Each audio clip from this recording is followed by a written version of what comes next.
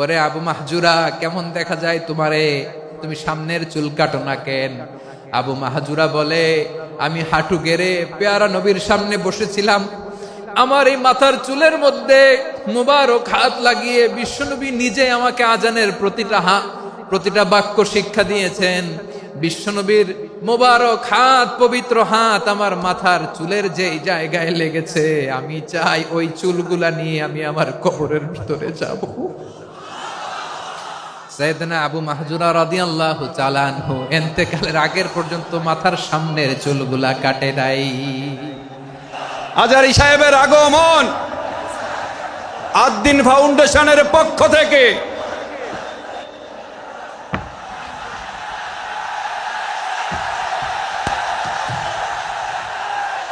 লিল্লাহে তাকবীর, লিল্লাহে তাকবীর। মিজান ভাইয়ের আগমন, শুভেচ্ছা স্বাগতম। মিজান ভাইয়ের আগমন, লিল্লাহে তাকবীর, লিল্লাহে তাকবীর। সম্মানিত হাজিরিন, আপনারা ভালো আছেন সবাই? শীতে কষ্ট হচ্ছে না? মাশাআল্লাহ। 3 দিন ব্যাপী তাফসীরুল কোরআনের প্রোগ্রামের সমাপনী রজনী আজকে। আমি খুব লম্বা সময় নিব না, এটা তো আমার বিভাগীয় প্রোগ্রাম, খুলনা বিভাগের প্রোগ্রাম পেয়ে গেছে যশোর। মাশাআল্লাহ, 9টা প্যান্ডেল আছে, এখানে ধাক্কাধাক্কির কোনো মানে হয় না। তোমরা ধাক্কাধাক্কি করবা, এই জন্য প্যান্ডেল করা হয় নাই 9টা। বসো, কোনো কথা নাই। অনেক আলোচনা হয়েছে 3 দিন ব্যাপী, দেশ বরেণ্য প্রথিতযশা ওলামায়ে হযরতের মুখে আপনারা অসংখ্য কথা শুনেছেন। আমলের জন্য এগুলোই যথেষ্ট, নতুন করে আমার বলার কিছুর দরকার নাই। নতুন করে উপস্থাপনের মতো বলার মতো আমার কাছে কিছু নাইও। যা বলার 1500 বছর আগে আল্লাহ তাআলা উম্মাকে বলে দিয়েছেন, ঠিক কিনা? এমন কিতাব দান করেছে যে কিতাবে ভুল নাই, যতই পড়ি ততই শেখা যায়। বিয়ন্ডলেস, বাউন্ডলেস, বটমলেস, কুল কিনারা নাই, কুল কিনারাবিহীন সাগর। পড়েন সুবহানাল্লাহ। আসুন এখানে আসার বসার এই প্রোগ্রামে অংশগ্রহণ করার উদ্দেশ্যকে, নিয়তকে আমরা খালেস করে নেই। আজকে আমরা যা শুনবো শিখবো আমলের নিয়তে শুনবো, ঠিক কিনা বলেন? শেষ পর্যন্ত নীরবতা বজায় রাখবো। আমি উঠবো, আপনারা উঠবেন। এর আগে ওঠা যাবে না। স্কেডিউলে একটু চেঞ্জ এসেছে, এশার সালাত হয়নি। আমার আলোচনার পরপরই আজান হবে, এশার সালাতে আমরা জামাতে অংশগ্রহণ করে একসাথে বিদায় নেব ইনশাল্লাহ। বলেন, যে টপিকটি নিয়ে আমি আপনাদের সামনে আজকে কথা বলতে চাই, টপিকটি অনেক গুরুত্বপূর্ণ। টপিকটি হচ্ছে হিউম্যান রিসোর্স ডেভেলপমেন্ট, মানব সম্পদ উন্নয়ন। কারণ আল্লাহ তাআলা আমাদের যা দেখ আর না দেখ এটা দিছে। মানুষ আর মানুষ, 18 কোটি মানুষ, ঠিক কিনা? এই 18 কোটির জনসংখ্যার দেশে বসবাস করে আমরা খুশি না বেজার? খুশি হইতে হবে, বেজার হইেন না। জাপানের খবর জানেন? তাদের গ্রোথ রেট নিচের দিকে, উল্টো। জনসংখ্যা নাই, বাচ্চা নিলে, সন্তান নিলে গভর্নমেন্ট তাদের টাকা দেয়। আমাদেরকে আল্লাহ তাআলা দয়া করে মায়া করে এই সম্পদটা দিয়েছেন। এই মানব সম্পদকে যেন আমরা কাজে লাগাই ইনশাআল্লাহ। পড়েন সবাই। হিউম্যান রিসোর্স ডেভেলপমেন্ট অনেক জনগুরুত্বপূর্ণ বিষয়, খুব সেনসিটিভ বিষয়, বুঝতে হবে। যশোরের স্মার্ট ছেলেরা, এই যে আমি যাদেরকে দেখতে পাচ্ছি, all are the Gen Z of Jessore. যারা জেন জি, ওরা স্মার্ট, ওরা ইশারা ইঙ্গিতে কাজ করে। এই যে পুরো গদি উল্টায় দিছে, ঠিক কিনা? 24-এর ছাত্র নাগরিক অভ্যুত্থান আমাদের দেখিয়ে দিচ্ছে কিভাবে চোখের ইশারায় গদি উল্টে দিতে হয়। তো জেনজিদের নিয়ে বসেছে, ওরা তো স্মার্ট, ওরা ডিস্টার্ব করবে না। মেহরবানি করে আমার সাথে কানেক্ট করো, 1 to 1, brain to brain, eye to eye, eye contact করো আমার সাথে। তাকাও, কষ্ট হলো আমার দিকে তাকাও, আওয়াজ করা যাবে না, আমার দিকে তাকাও। প্রিয় ভাইয়েরা, হিউম্যান রিসোর্স ডেভেলপমেন্টের ব্যাপারে কিছু কথা বলবো। এই যে আমাদের বিশাল জনসংখ্যা, এই জনসংখ্যাকে কি করে জনসম্পদে রূপান্তরিত করা যায় এ ব্যাপারে কথা বলবো। আমি সূরাতু বনী ইসরাইলের 70 নম্বর আয়াত তেলাওয়াত করেছি। এই আয়াতের আলোকে কিছু কথা আমি আপনাদের সামনে বলবো। আল্লাহ তাআলা ইরশাদ করছেন, ওয়ালাকাদ কাররামনা بني آدم وحملناهم في البر والبحر ورزقناهم من الطيبات وفضلناهم على كثير ممن خلقنا تفضيلا পড়েন আল্লাহু আকবার। রব্বুল আলামিন বলেন ওয়ালাকাদ কাররামনা বানি আদম, আমি বনি আদমকে সম্মানিত করেছি, বনি আদমকে মর্যাদা দিয়েছি।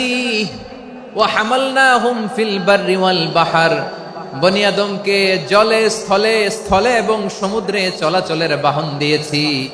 ওয়া রাযাকনাহুম মিনাত তাইয়্যিবাত, তাদেরকে পবিত্র রিজিকের বন্দোবস্ত করেছি।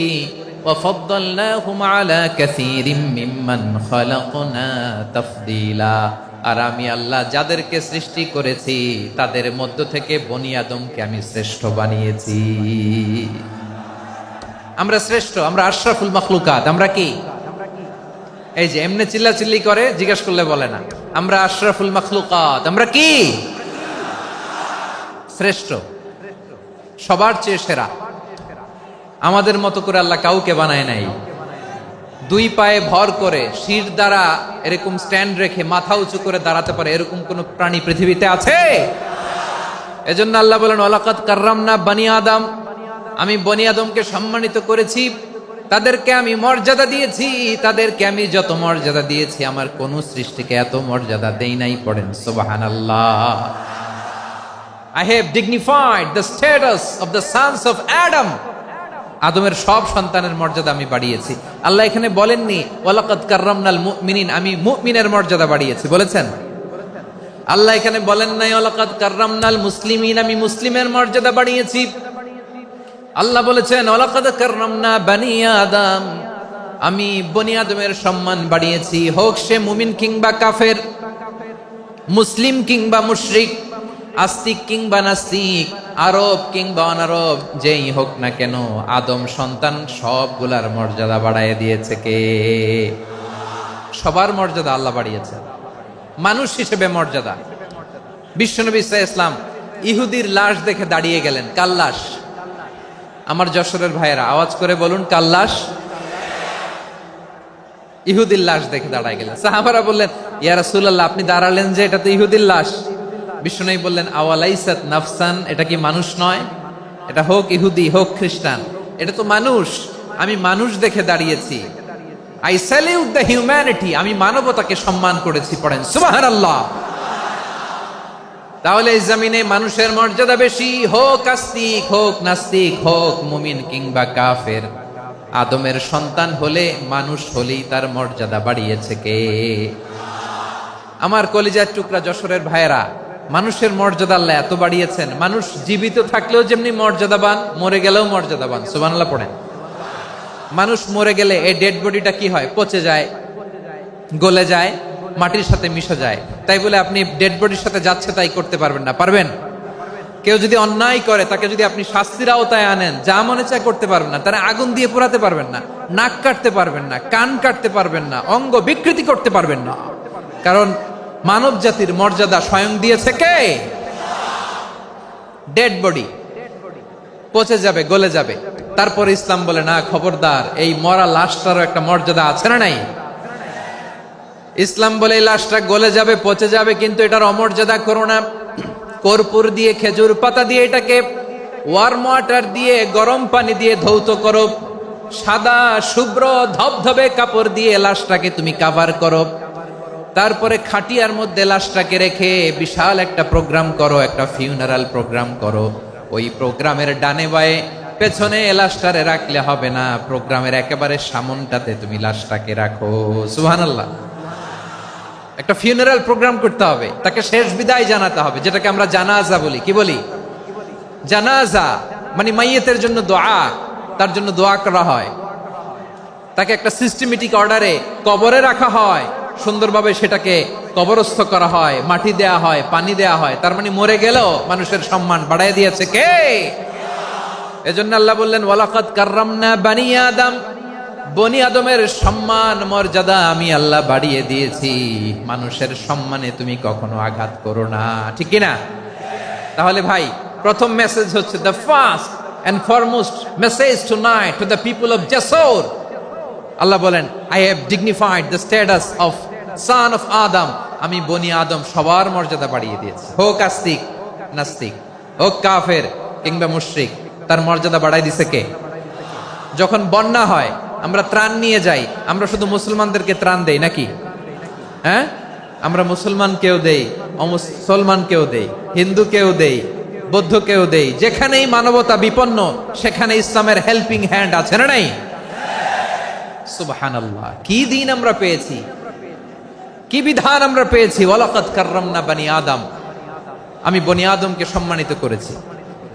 এরপর আল্লাহ বললেন, ওয়া হামালনাহুম ফিল বাররি ওয়াল বাহর, মানুষকে স্থলে এবং সমুদ্রে চলাচলের বাহন আমি দিয়েছি। স্থলে কিভাবে চলবে, জলে কিভাবে চলবে, এই বাহনের ব্যবস্থা করেছে কে? এই জেনজি, এই স্যামড়া, ইরাম করতেছো কিসের জন্য? হ্যাঁ, ইরাম করলে চলবি?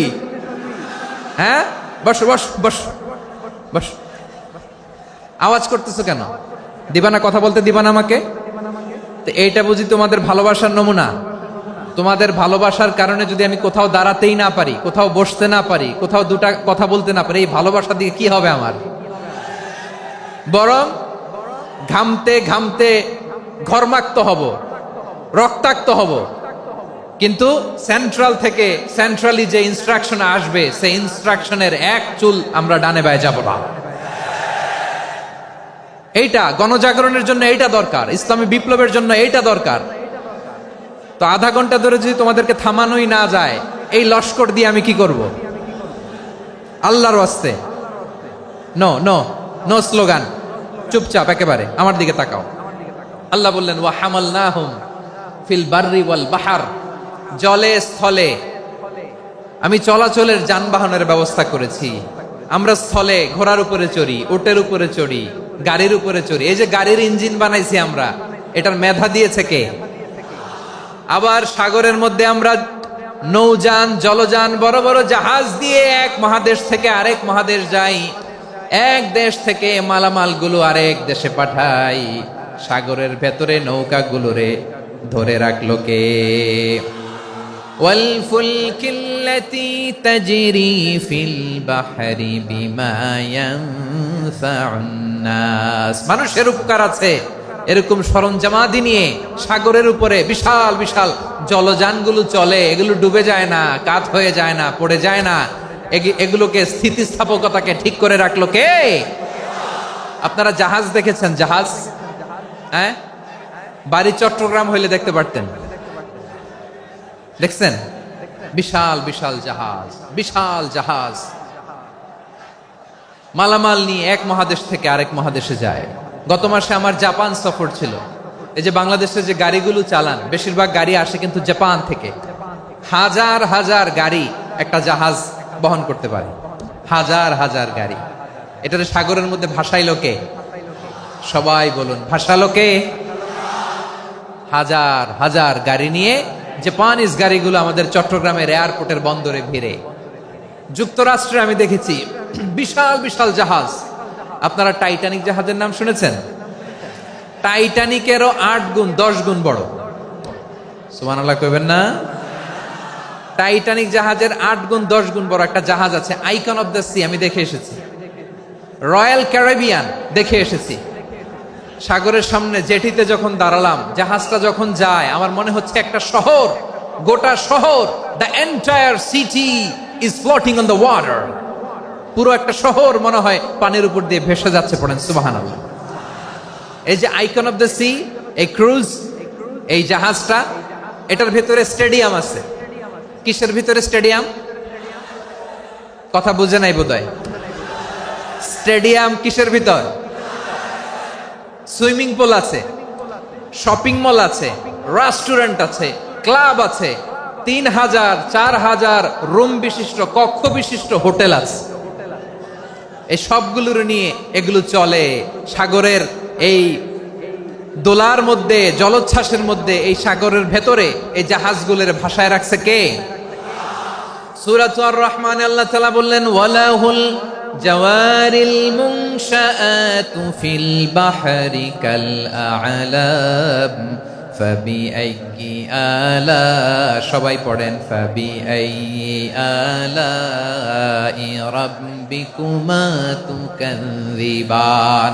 পাহাড় সম বড় বড় জাহাজগুলো মাল বোঝাই করে সাগরের মধ্যে ভেসে বেড়ায়, এগুলো দিয়ে মালামাল বহন করা যায়, মানুষরা এক দেশ থেকে আরেক দেশে যায়। এই জাহাজগুলোরে সাগরের ভেতরে ভাসায় রাখলো কে?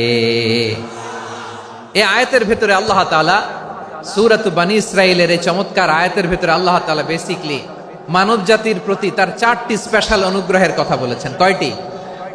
2টা বলে ফেলছি। 1 নাম্বার ওয়ালাকাদ কাররামনা বানি আদম, আমি বনি আদমের সম্মান বাড়াইছি। নাকি মুসলমানদের? নাকি মুসল্লিদের? কার সম্মান বাড়িয়েছি? বনি আদমের। তাহলে human dignity, the first part of the verse talks about the human dignity. 2 number অংশ আল্লাহ তাআলা বললেন ওয়া হামালনাহুম ফিল বাররি ওয়াল বাহর, স্থলে এবং সমুদ্রে আমি তাদের জন্য চলাচলের বাহন দিয়েছি। সুবহানাল্লাহ। তার মানে smooth movement on land and sea, জলে এবং স্থলে যাতে আমরা স্মুথলি মুভ করতে পারি আল্লাহ তাআলা দিয়েছেন। 3 নাম্বার আল্লাহ তাআলা বললেন ওয়া রাযাকনাহুম মিনাত তাইয়্যিবাত, মানুষের জন্য আমি পবিত্র রিজিকের ব্যবস্থা করেছি। জলে এবং স্থলে যত প্রাণী আছে সবগুলা প্রাণীকে রিজিক দেয় কে? আমাদেরকে রিজিক দেয় কে?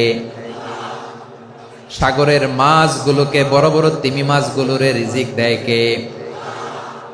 বাতাসের মধ্যে ভেসে বেড়ানো বড় বড় পাখিগুলো, স্ক্যান্ডিনেভিয়ান কান্ট্রি থেকে লক্ষ লক্ষ কোটি কোটি পাখিগুলো যে এক দেশ থেকে আরেক দেশে ট্রান্সফার হয়, এগুলোর রিজিক দেয় কে? রব্বুল আলামিন বলেন ওয়ামা মিন দাব্বাতিন ফিল আরদি ইল্লা আলাল্লাহি রিজকুহা ওয়া ইয়ালামু মুস্তাকাররাহা ওয়া মুস্তাওদাআহা কুল্লুম ফি কিতাবিম মুবিন। আল্লাহু আকবার।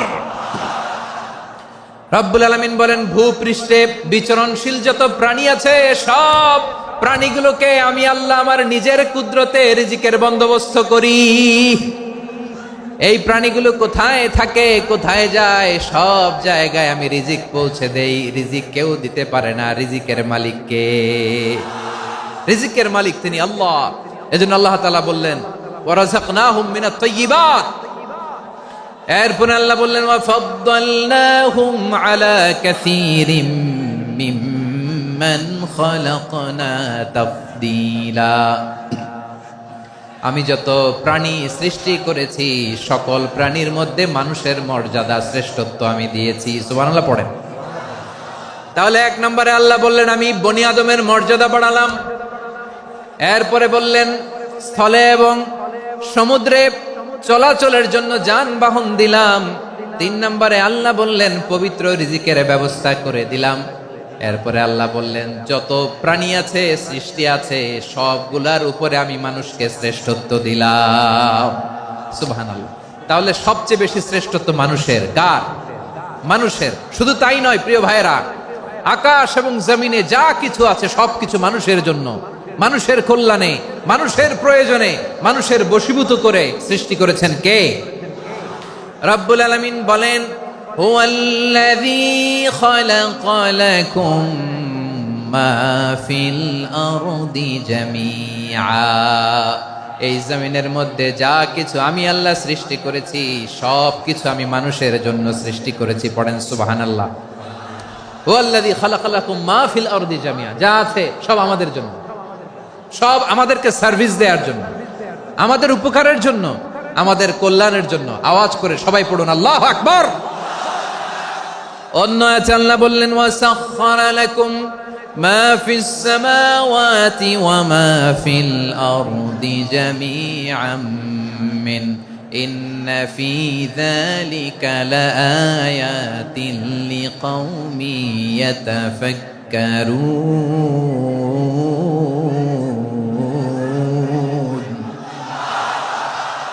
প্রথম আয়াতে আল্লাহ বললেন জমিনে যা আছে সব তোমাদের কল্যাণে আমি সৃষ্টি করলাম। এরপরে আল্লাহ বললেন, আকাশেও যা আছে সব তোমাদের জন্য সৃষ্টি করলাম, তোমাদের অনুগত বানায় দিলাম। পড়েন সুবহানাল্লাহ। মানুষের কি ব্রেইন দেখেন, মানুষ জমিন ছেড়ে আকাশে চলে যায়। পাখি দেখে মানুষের শখ হলো, পাখি যেহেতু উঠতে পারে আমরাও পারবো। অরবিল রাইট, উইলবার রাইট, দুই ভাই মিলে আঁকাঝোঁকা করতে করতে করতে করতে প্লেন বানায় ফেললো। কোন সুবহানাল্লাহ। এখন পাখিও ওরে, আমরাও ওরি। এরপরেই মানুষের কৌতূহল থামে না এখানে, মানুষ চলে গিয়েছে চাঁদে। কোথায় গেছে? এখন কিন্তু চাঁদে জমি বিক্রি হয় জানেন। পৃথিবী নিয়ে মারামারি শেষ, রাশিয়া আমেরিকা এখন ধরছে চাঁদ আর মঙ্গল গ্রহ। এখন চাঁদে জমি বিক্রি হয়, মঙ্গলে জমি বিক্রি হয়। এই চাঁদ, মঙ্গল, বৃহস্পতি, শনি সব আল্লাহ তাআলা আমাদের জন্য বানিয়েছেন। সুবহানাল্লাহ পড়েন। মানুষ সাগরের উপরে চড়ে, শূন্যে ভেসে বেড়ায়, পাহাড় কেটে সুড়ঙ্গ বানায়, টানেল বানায়।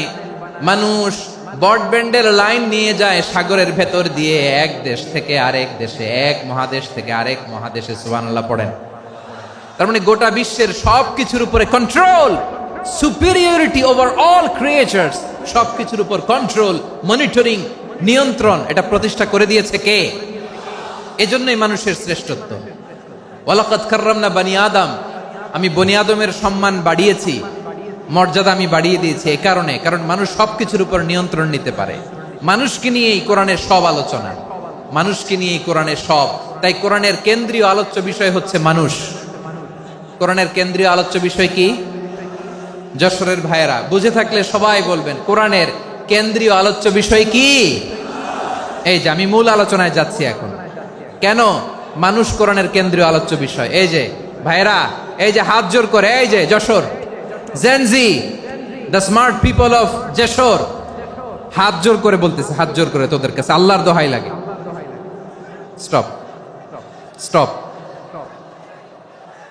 শুরুতে একবার বলেছে, জায়গা না হলে আস্তে আস্তে ধাক্কা দিবা, সামনে না পিছনে, দিয়ে দিয়ে বেরোয় চলে যাও। এলইডিতে দেখো, এই যে এই যে আল্লাহর ওয়াস্তে, জায়গা না হলে ওদিকে যাও। কোরআনের মাহফিলে বিশৃঙ্খলা, এটা কাফিরদের আলামত। কাফিররা শীষ দিত, শীষ। বিশ্বনবী কোরআনের তাফসির করলে কাফিররা শীষ দিত আর ক্ল্যাপিং করত, হুইসেল এন্ড ক্ল্যাপিং।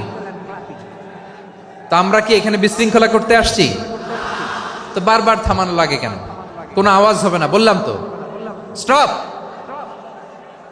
আওয়াজ করে বলুন, কোরআনের কেন্দ্রীয় আলোচ্য বিষয় কি? সবাই বলেননি। এতগুলো মানুষ উত্তর দিলে এতটুকু আওয়াজ হয়, অন্তত আমি বিশ্বাস করি না। যশোর, আওয়াজ করে বলো, কোরআনের কেন্দ্রীয় আলোচ্য বিষয় কি? মানুষ। এই মানুষ কোরআনের কেন্দ্রীয় আলোচ্য বিষয়। মানুষকে আল্লাহ স্বাধীনতা দিয়েছেন। ফামান শাআ ফালইউমিন ওয়া মান শাআ ফালইয়াকফুর। চাইলে মুমিন হতে পারো, চাইলে কাফের হতে পারো, তোমার ইচ্ছা। তবে জেনে রাখো, মুমিন হলে পাবা জান্নাত, কাফির হলে পাবা জাহান্নাম। নাও দ্য ডিসিশন ইজ ইয়ার্স। সিদ্ধান্ত তোমার, জান্নাতে যাবা না জাহান্নামে যাবা। যশোরের ভাইয়ের আওয়াজ করে বলুন, কই যেতে চান, জান্নাতে না জাহান্নামে? ডান দিকে না বাম দিকে? ডানপন্থী না বামপন্থী? চিল্লা চিল্লি না চুপচাপ? চুপচাপ কয়ে আবার চিল্লাচিল্লি শুরু করে দিচ্ছে। মাশাআল্লাহ। তাহলে কোরআনের কেন্দ্রীয় আলোচ্য বিষয় মানুষ। আমার সাথে থাকতে হবে, তোমাদেরকে নিয়ে আমি আলোচনা শেষ পর্যন্ত যাব। অনেক গুরুত্বপূর্ণ কথা বাকি আছে, আমাকে সহযোগিতা করতে হবে। মাশাআল্লাহ, এই তো ঠান্ডা হয়েছে। হ্যাঁ, ঠিক আছে ঠিক আছে ঠিক আছে। মানুষকে আল্লাহ এত স্বাধীনতা দিয়েছেন, মানুষ চাইলে অনেক ভালো হইতে পারে। ভালোর রাস্তাও খোলা, খারাপ হওয়ার রাস্তাও খোলা। ভালো হইলে মানুষ অনেক ভালো, খারাপ হইলে অনেক খারাপ। ভালো হইলে সবচেয়ে ভালো, খারাপ হইলে সবচেয়ে খারাপ। এজন্য সিদ্ধান্ত আপনাকে নিতে হবে। আল্লাহ তাআলা বলছেন, লাকাদ খালাকনাল ইনসানা ফি আহসানি তাকওয়িম সুম্মা রাদাদনাহু আসফালা সাফিলিন। আমি মানুষকে অনেক সুন্দর অবয়বে, সুন্দর আকৃতিতে সৃষ্টি করেছি। তার শুধু চেহারার ডিজাইনটাই সুন্দর নয়, তার ব্রেনটা বড্ড সুন্দর, তার মানসিকতা বড্ড সুন্দর, তার সৃজনশীলতা বড্ড সুন্দর। পড়েন সুবহানাল্লাহ। আমাদের চেহারা, অবয়ব, ডিজাইন যে সুন্দর তা না, আমাদের ব্রেনটা অনেক সফিস্টিকেটেড ব্রেন। অনেক সফিস্টিকেটেড। এই 1.5 কেজি ব্রেন ইউজ করে মানুষ গোটা বিশ্বে সভ্যতা বিনির্মাণ করেছে, ঠিক কিনা? এই ব্রেন আল্লাহ তাআলা আমাকে দিয়েছে। এটারে কাজে লাগালে, আপনার 6 সেন্স কাজে লাগালে আপনি অনন্য মানুষ হয়ে উঠবেন, মহামানবে রূপান্তরিত হবেন। মানুষ হতে পারে, চাইলেই মহামানব হতে পারে। আবার যদি মানুষ চায় খারাপও হতে পারে। আল্লাহ বললেন শুধু ভালোই না, ভালো হতে চাইলে অনেক ভালো তুমি হতে পারো, আবার খারাপ হতে চাইলে অনেক খারাপ তুমি হতে পারো। সুম্মা রাদাদনাহু আসফালা সাফিলিন।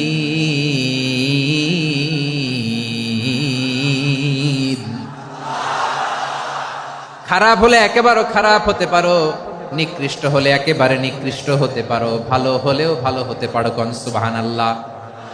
এবার আওয়াজ করে বলুন, ভালো হতে চাই না খারাপ? শ্রেষ্ঠ না নিকৃষ্ট?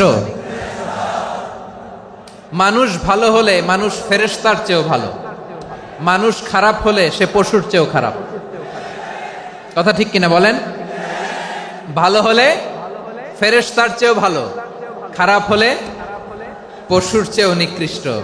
তার মানে শ্রেষ্ঠত্বে মানুষ, শ্রেষ্ঠত্বে ফেরেশতাকে হার মানায়, আর অধপতনে শ্রেষ্ঠত্বে ফেরেশতাকে ছাড়িয়ে যায়, আর অধপতনে পশুকেও হার মানায়। আই রিপিট, আমি আবারও বলছি, মানুষ শ্রেষ্ঠত্বে ফেরেশতাকে ছাড়িয়ে যায়, আর অধপতনে সে পশুকেও হার মানায়। আওয়াজ করে বলতে হবে ঠিক কিনা? এটার প্রমাণ কি? মানুষ শ্রেষ্ঠ হইলে যে ফেরেশতার চেয়েও সেরা, তার প্রমাণ কি? আল্লাহ তাআলা বলছেন, ওয়া ইয কুলনা লিল মালাইকাতি ইসজুদু লি আদম ফাসাজাদু ইল্লা ইবলিস আবা ওয়াস্তাকবারা ওয়া কানা মিনাল কাফিরিন।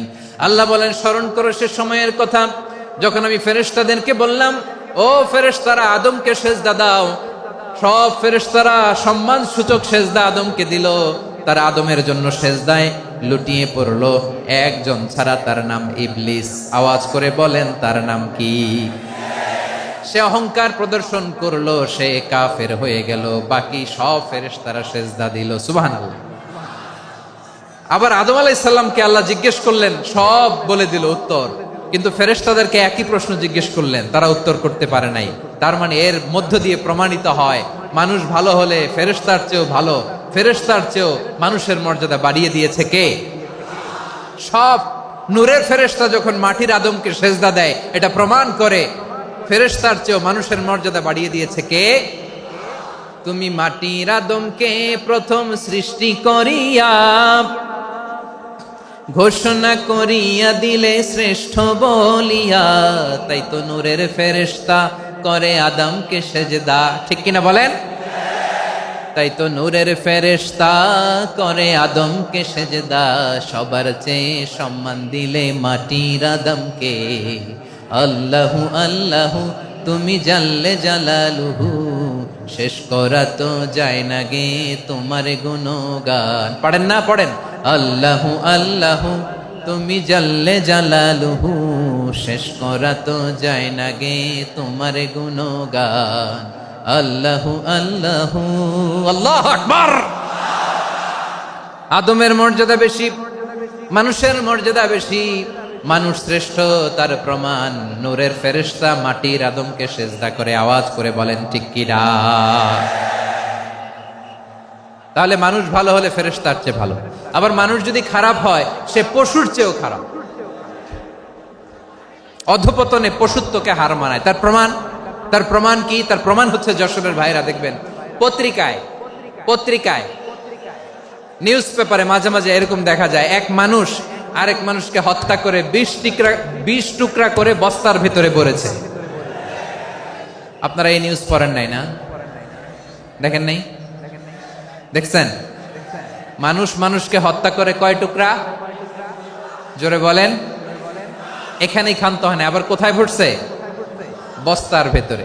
আচ্ছা, বুঝে থাকলে আওয়াজ করে বলেন, কোনদিন শুনছেন একটা হাতি আর একটা হাতিকে হত্যা করে 20 টুকরা করছে, এরপরে বস্তার ভিতরে ভরছে? হইছে? তাহলে দেখেন, মানুষ যদি খারাপ হয় সে পশুকেও হার মানায়। চিল্লায় বলো ঠিক কিনা? এমনও দুশ্চরিত্র মানুষ আছে যার বদ নজর থেকে, যার নজর থেকে 6 মাসের ছোট্ট মেয়ে থেকে শুরু করে 80 বছরের বৃদ্ধারাও নিরাপদ নয়। পশুকেও হার মানে। মানুষ মানুষের ঘর জ্বালিয়ে পুড়ে মেসাকার করে দেয়, জনপদের পর জনপদ জ্বালায় দেয়, এরকম আছে না নাই? বোমা মেরে শহরগুলো উড়িয়ে দেয়। এই যে ইসরায়েল গাজার মধ্যে যে অ্যাটাক করেছে, এরা মসজিদ মানে নাই, মসজিদে বম ফেলেছে। এরা খ্রিস্টানদের চার্চ গির্জা মানে নাই, গির্জায় বম ফেলেছে। পৃথিবীর ইতিহাসে never happened in the history of the world that someone bombed on a hospital, on a ICU center. এমন হাসপাতাল যেখানে আইসিইউর রোগীরা আছে, ওই হাসপাতালের উপরও ইসরায়েলি সৈনিকেরা বোমা মেরেছে। জোরে বলেন ঠিক কিনা? এরা মানুষ? আওয়াজ করে বলেন, এরা মানুষ না। প্রিয় ভাইয়েরা, চোখ কান নাক মুখ থাকলেই মানুষ না। যা সামনে দেখেন এগুলো সব মানুষ না, এগুলো জনসংখ্যা। এগুলো কি? সবাই বলুন, এগুলো কি? বাড়ছে জনসংখ্যা, কমছে মানুষ। বাড়ছে জনসংখ্যা, কমছে। এই দুনিয়া এখন তো আর সেই দুনিয়া নাই, মানুষ নামের মানুষ আছে, দুনিয়া বোঝাই, সেই মানুষের ভিড়ে আমার আসল মানুষ নাই। ঠিক কিনা? আসল মানুষের বড্ড অভাব, আসল মানুষের বড্ড অভাব। আমার ভাইয়েরা, মানুষ খারাপ হলে পশুকেও হার মানায়। আচ্ছা, আওয়াজ করে বলেন, এই যশোরের ছেলেরা এদিক তাকাও, আওয়াজ করে বলো, যে ইসরায়েলি সোলজাররা উপর থেকে বোমা মারলো, তারাও মানুষ? তারাও কি? ওরাও রক্তে মাংসে মানুষ, ওদেরও পরিবার আছে। বোমা মেরে যেই মেয়েটাকে তারা অনাথ বানায়, ইয়াতিম বানায়, ও কিন্তু বাসায় ওর মেয়েটাকে রেখে আসছে। ঠিক কিনা বলেন? বম্বিং করে যে বাবাকে মেরে, স্বামীকে মেরে স্ত্রীকে বিধবা বানায়, তারও ঘরে স্ত্রী আছে। উপর থেকে বম মেরে মানুষ মেরে দিচ্ছে, তারাও মানুষ। 1945 সালের 6 আগস্ট আমেরিকান সোলজাররা হিরোশিমায় বম মেরেছে। আমি নিজে দেখে এসেছি জাপানের হিরোশিমাতে। সকাল 8:15 মানুষ কেউ অফিসে যাচ্ছিল, কেউ খেতে খামারে কাজ করতে যাচ্ছিল। লিটল বয় নামে একটা বোম মেরেছে তারা। এই বোমের আঘাতে, পারমাণবিক এই বোমার রেডিয়েশনে আঘাতে, বোম ব্লাস্ট হওয়ার পরে মুহূর্তের মধ্যে 1,40,000 নাই। উপর থেকে যারা মারতেছে এরাও মানুষ, যাদেরকে মারলো তারাও। তার মানে মানুষে মানুষে পার্থক্য আছে না? নেই? মানুষে মানুষে পার্থক্য আছে। নাক কান চোখ মুখ থাকলেই মানুষ নয়।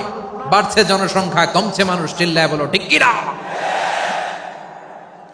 তাহলে আমরা বুঝলাম, মানুষ ভালো হলে অনেক ভালো, খারাপ হলে অনেক খারাপ। ও আমার কলিজার টুকরা যশোরের ভাইয়েরা, আসুন না 3 দিন ব্যাপী এই তাফসিরুল কোরআনের ঐতিহাসিক প্রোগ্রাম থেকে আমরা সিদ্ধান্ত নেই, আমরা ভালো মানুষ হব নাকি খারাপ মানুষ হব। কলিজা থেকে, প্রাণ থেকে আওয়াজ করে সবাই বলুন, ভালো মানুষ নাকি খারাপ মানুষ? ভালো মানুষ হইতে হবে। ভালো মানুষ যারা জগৎটাকে এনলাইটেন করবে, যারা এনলাইটেন করবে, যারা সত্যের বীর সেনানী হয়ে দাঁড়াবে, যারা সত্যের পক্ষে কথা বলবে, যারা জালিমের মসনদকে ভেঙে খান খান করে দেবে। এরকম হওয়ার দরকার আছে না নাই? এরকম ভালো মানুষ আমরা হতে চাই কি চাই না? মানুষকে যত্ন নিলে মানুষ যে কত ভালো হয় আপনি কল্পনাও করতে পারবেন না। এই যে আপনাদের যশোরে যে ভালো ছেলেগুলো আছে, যে ভালো তরুণগুলো আছে, যে যুবকগুলো আছে, যে ভালো আলেমরা আছে, ভালো নেতারা আছে, সবাই যদি তাদের মতো হতো, পুরো যশোরটা একটা জান্নাতের টুকরা হয়ে যেত। আওয়াজ করে বলেন ঠিক কিনা? মানুষকে নার্চারিং করলে, মানুষকে পলিশ করলে, মানুষকে গ্রুমিং করলে, মানুষকে সঠিক তারবিয়া দিলে মানুষ অনন্য হয়ে ওঠে। প্রতিটি মানুষ অনন্য। আমি অনন্য, আপনি অনন্য, আমরা সবাই অনন্য। সুবহানাল্লাহ বলেন। মানুষকে আল্লাহ তাআলা দিয়েছেন অসীম ক্ষমতা, অসীম ক্ষমতা। সুবহানাল্লাহ। একটা মানুষ পারে না এমন কিছু নাই। একটা মানুষ পারেন এমন কিছু নাই। বিশ্বাস করতে হবে, মানুষ যা কল্পনা করতে পারে ওইটা মানুষ করে দেখাতে পারে। যশোরের ভাইয়ের, আই রিপিট, আমি আবারও বলছি, এই চিল্লাচিল্লি করলে আমার এই গুরুত্বপূর্ণ কথা তোমরা মিস করবা। আমরা যখন আমার পিতার পৃষ্ঠদেশে ছিলাম, পিতার পৃষ্ঠদেশ থেকে শুক্রাণু যখন মায়ের গর্ভদেশে যেয়ে পড়ে, কতটা শুক্রাণু ভ্রমণ শুরু করে জানো? 20 কোটি শুক্রাণু। একবার সিমেন আউট হলে সেখানে 20 কোটি শুক্রাণু থাকে, ভ্রমণ শুরু করে। ওই 20 কোটি শুক্রাণুর মধ্য থেকে তুমি আমি আজকে এক বিকশিত শুক্রাণু মানব রূপে পৃথিবীতে এসেছি। সুবহানাল্লাহ। ওই 20 কোটি শুক্রাণুর প্রতিযোগিতায় সবাইরে পেছনে ফেলে সেদিন আমি সফল হয়েছিলাম, সেদিন আমি বিজয়ী হয়েছিলাম। সেদিন আমি এত ছোট ছিলাম, মাইক্রোস্কোপ দিয়েও আমার অস্তিত্ব টের পাওয়া যায় না। আমি এত তুচ্ছ ছিলাম, নগণ্য ছিলাম, আমার কান ছিল না, আমার চোখ ছিল না, আমার হাত ছিল না, আমার জন্য রিকমেন্ডেশন করার মতো মামু ছিল না, খালা ছিল না, কেউ ছিল না। তারপরেও ওই প্রতিযোগিতায়, ওই কম্পিটিশনে যখন আমারে কেউ হারাতে পারে নাই, আল্লাহর জমিনেও আমারে কেউ হারাতে পারে না। হারার জন্য তোমার জন্মই হয় নাই, তুমি আসছই জিতার জন্য। সুবহানাল্লাহ। বিশ্বনবী বলেন, আন্নাসু মাআদিন কামাআদিনি যাহাবি ওয়াল ফিদ্দা খিয়ারুহুম ফিল জাহিলিয়াতি খিয়ারুহুম ফিল ইসলাম। Peoples are like mines of gold and silver.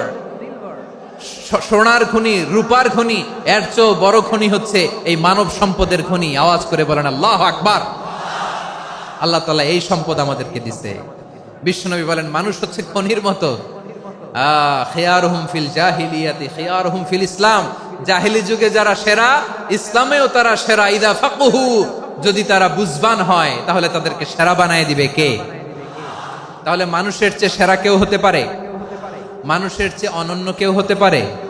মানুষকে কেউ হারাতে পারে? আওয়াজ করে বলো, তোমাকে কেউ হারাতে পারবে? এই সাহস জাগছে আজকের আলোচনা থেকে।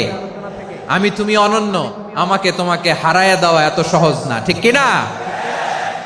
একটা কথা জীবনের সাথে সেট করে নিতে হবে, আমি জিতি নয় শিখি, আমি কখনো হারি না। জীবনের সাথে সেট করে নাও, জেনজি অফ জেসর, আমি কখনো হারি না, আমি হয় জিতি নয় শিখি। চিল্লায় বলো ঠিক কিনা? আমি কখনো হারি না, আমার হারানো এত সোজা না। কি সাহস জাগছে? বুকে সাহস জাগছে? তাকবীর পড়ো, লিল্লাহে তাকবীর। তাহলে বিশ্বনবী বললেন, নাসু মাআদিন, মানুষ হচ্ছে খনি। এই ধাক্কা ধাক্কি, আমি জানি এগুলো ভালোবাসার ধাক্কা ধাক্কি, এজন্য আমি সহ্য করে নেই। এগুলো যে ভালোবাসার ধাক্কা ধাক্কি, এটা আমরা বুঝি। পৃথিবীর কোন আইন, সিকিউরিটি প্রটোকল দিয়ে এটারে মানানো যাবে না, কারণ এটা তো ভালোবাসা, লাভ। লাভ কোনো আইন কানুন দিয়ে বাধা যায় না, মানানো যায় না, ঠিক কিনা বলো?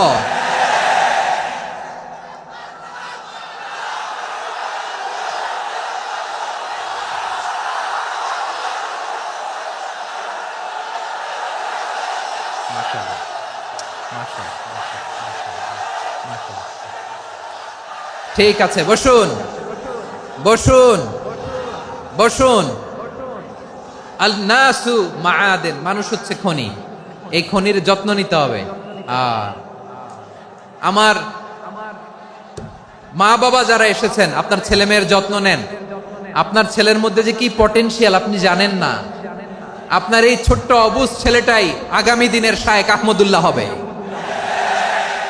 আপনার হেফজখানায় পড়া ওই ছোট্ট ছেলেটাই আগামী দিনের আল্লামা মামুনুল হক হবে।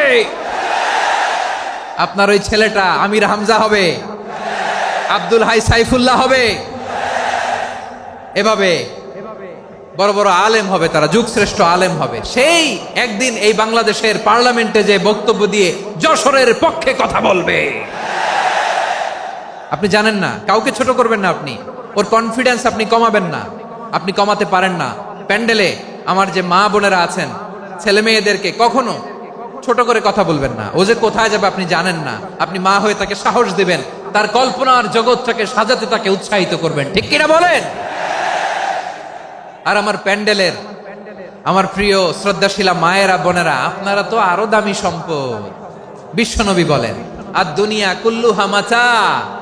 আল্লাহ আল্লাহ আল্লাহ, বিশ্বনবীর কথার ওজন দেখেন, আর দুনিয়া কুল্লুহা মাতা ওয়া খায়রু মাতা'আদ দুনিয়াল মারআতুস সালিহা। বিশ্বনবী বলেন, দুনিয়ায় যা দেখো সব আল্লাহর দেওয়া অ্যাসেট, মানে সম্পদ। আর এত অ্যাসেটের ভিড়ে সবচাইতে শ্রেষ্ঠ সম্পদ হচ্ছে নেককার নারী। সুবহানাল্লাহ।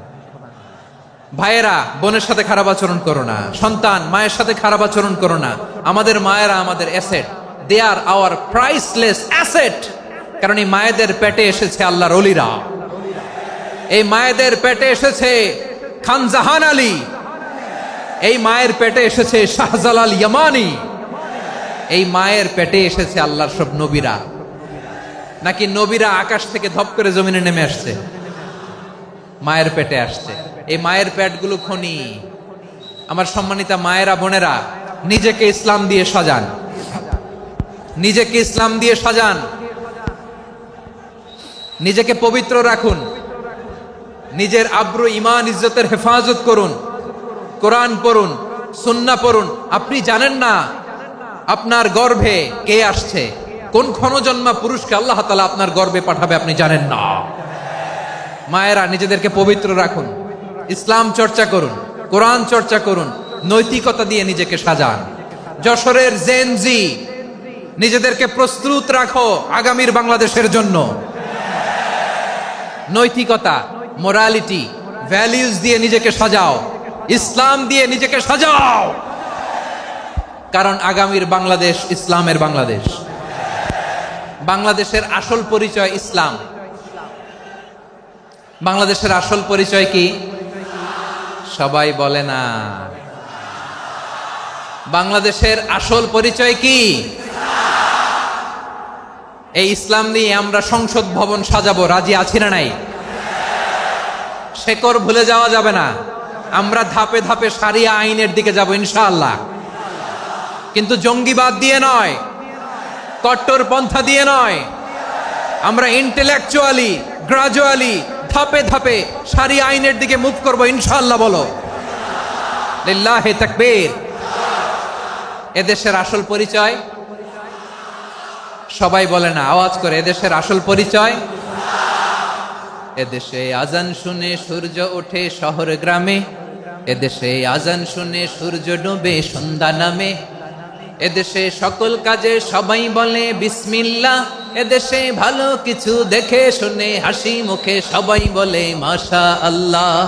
সুবহানাল্লাহ, সুবহানাল্লাহ, সুবহানাল্লাহ, সুবহানাল্লাহ, সুবহানাল্লাহ, সুবহানাল্লাহ, সুবহানাল্লাহ, সুবহানাল্লাহ। ও নবীন তরুণ, তোমার কিসের এত ভয়? জেনে রেখো বাংলাদেশের আসল পরিচয়। বাংলাদেশের আসল পরিচয় ইসলাম। আওয়াজ তুলে বলো, আসল পরিচয় কি? এদেশে পরস্পরে দেখা হলে দেয় সালাম, এদেশে আমজনতার হৃদয় জুড়ে পাক্কালাম। ঠিক কি না?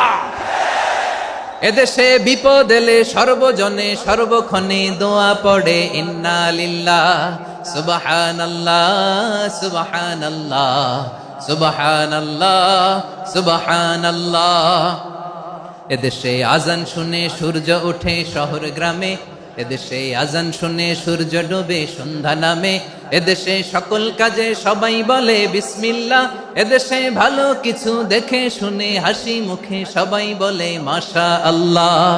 সুবহানাল্লাহ, আওয়াজ করে সুবহানাল্লাহ, সুবহানাল্লাহ, সুবহানাল্লাহ, সুবহানাল্লাহ। সবাই একসাথে সুবহানাল্লাহ, সুবহানাল্লাহ, সুবহানাল্লাহ, সুবহানাল্লাহ। এদেশের আসল পরিচয় কি? আওয়াজ করে বলতে ভয় লাগে। এদেশের আসল পরিচয় কি? ইসলাম দিয়ে আমাদের সংসদ ভবন চলুক, আমরা চাই কি চাই না? বঙ্গভবনে লা ইলাহা ইল্লাল্লাহর পতাকা উড়ুক, আমরা চাই কি চাই না? প্রতিটি জেলা অফিসে, ডিসি অফিসে লা ইলাহার পতাকা ঝুলুক, আমরা চাই কি চাই না? কারা কারা চাই হাত তুলে আল্লাহরে দেখায়।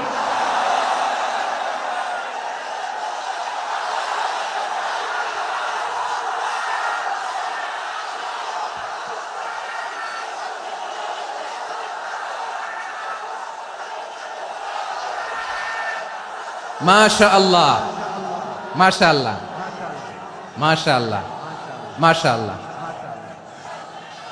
যশোর, আওয়াজ করে বলো, ভালো মানুষ না খারাপ মানুষ?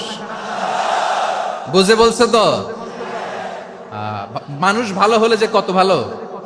এই মানুষকে যত্ন নিলে, মানুষকে মানুষ বানালে যে সে কি হতে পারে শুনবা?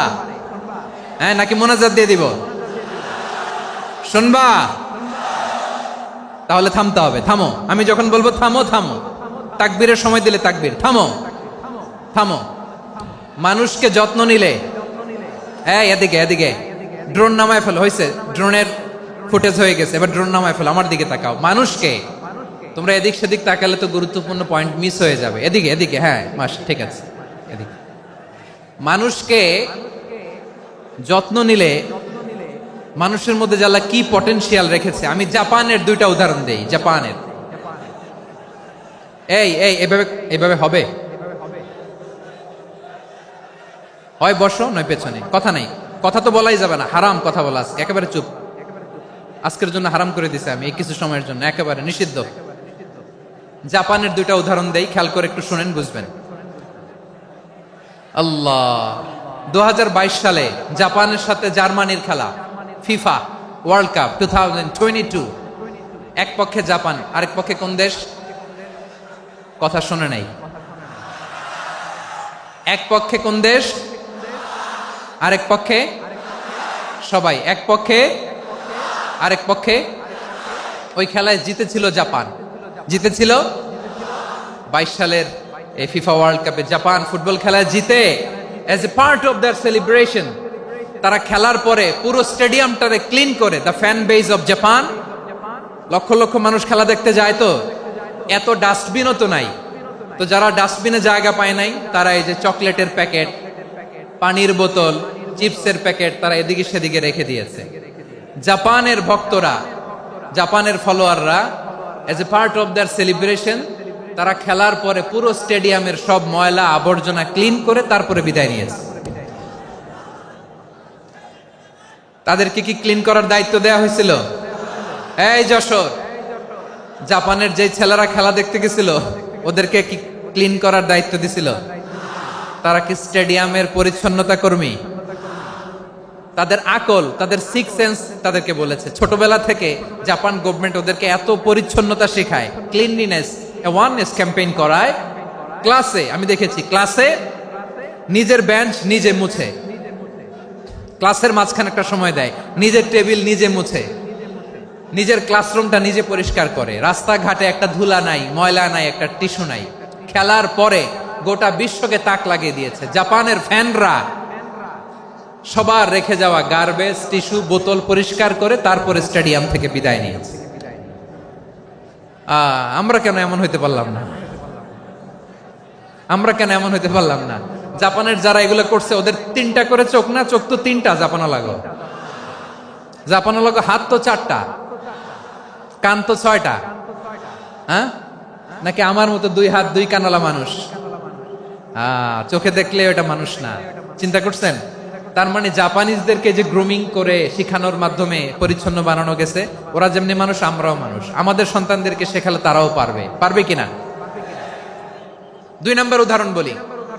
চট্টগ্রাম ফেনীতে যারা গিয়েছেন, মেঘনা গোমতী ব্রিজ প্রকল্প নাম শুনছেন? মেঘনা একটা ব্রিজ পার হওয়া লাগে। এই মেঘনা গোমতী, এখানে 3টা ব্রিজ, কাঁচপুর সহ, এই 3টা ব্রিজের নির্মাণ কাজ, রেনোভেশনের কাজ দেয়া হয়েছিল জাপানের একটা কোম্পানিকে। কাকে? জাপানের কোম্পানির নির্মাণ শেষে 738 কোটি টাকা বেঁচে গেছিল। এটা গভর্নমেন্টের হাতে দিয়ে তারা বিদায় নিয়েছে। কত টাকা? 738 কোটি টাকা। যত প্রাক্কলিত ব্যয় নির্ধারণ করা হয়েছে, সব টাকা সরকার, তৎকালীন সরকার, 2019-এর সরকার কারা ছিল তো জানেন?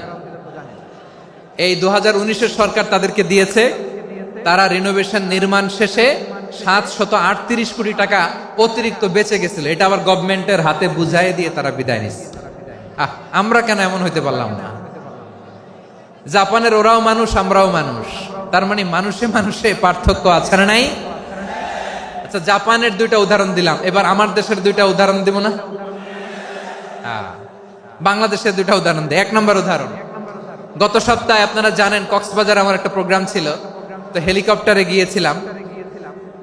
ফেনী জেলা যখন পার হচ্ছি আমি দেখলাম 3টা উইন্ডমিল ছিলেন তো, বিশাল পিলার, 3টা-4টা পাখা থাকে, বায়ু বিদ্যুৎ কেন্দ্র, বাংলাদেশের প্রথম বায়ু বিদ্যুৎ কেন্দ্র এটা, মুহুরী প্রজেক্ট বলে ওটা সম্ভবত, মুহুরী প্রজেক্ট। তো সাগরের বাতাসের ঝাপটায় এটা ঘুরে এনার্জি হয়, ইলেকট্রিসিটি উৎপাদন হয়।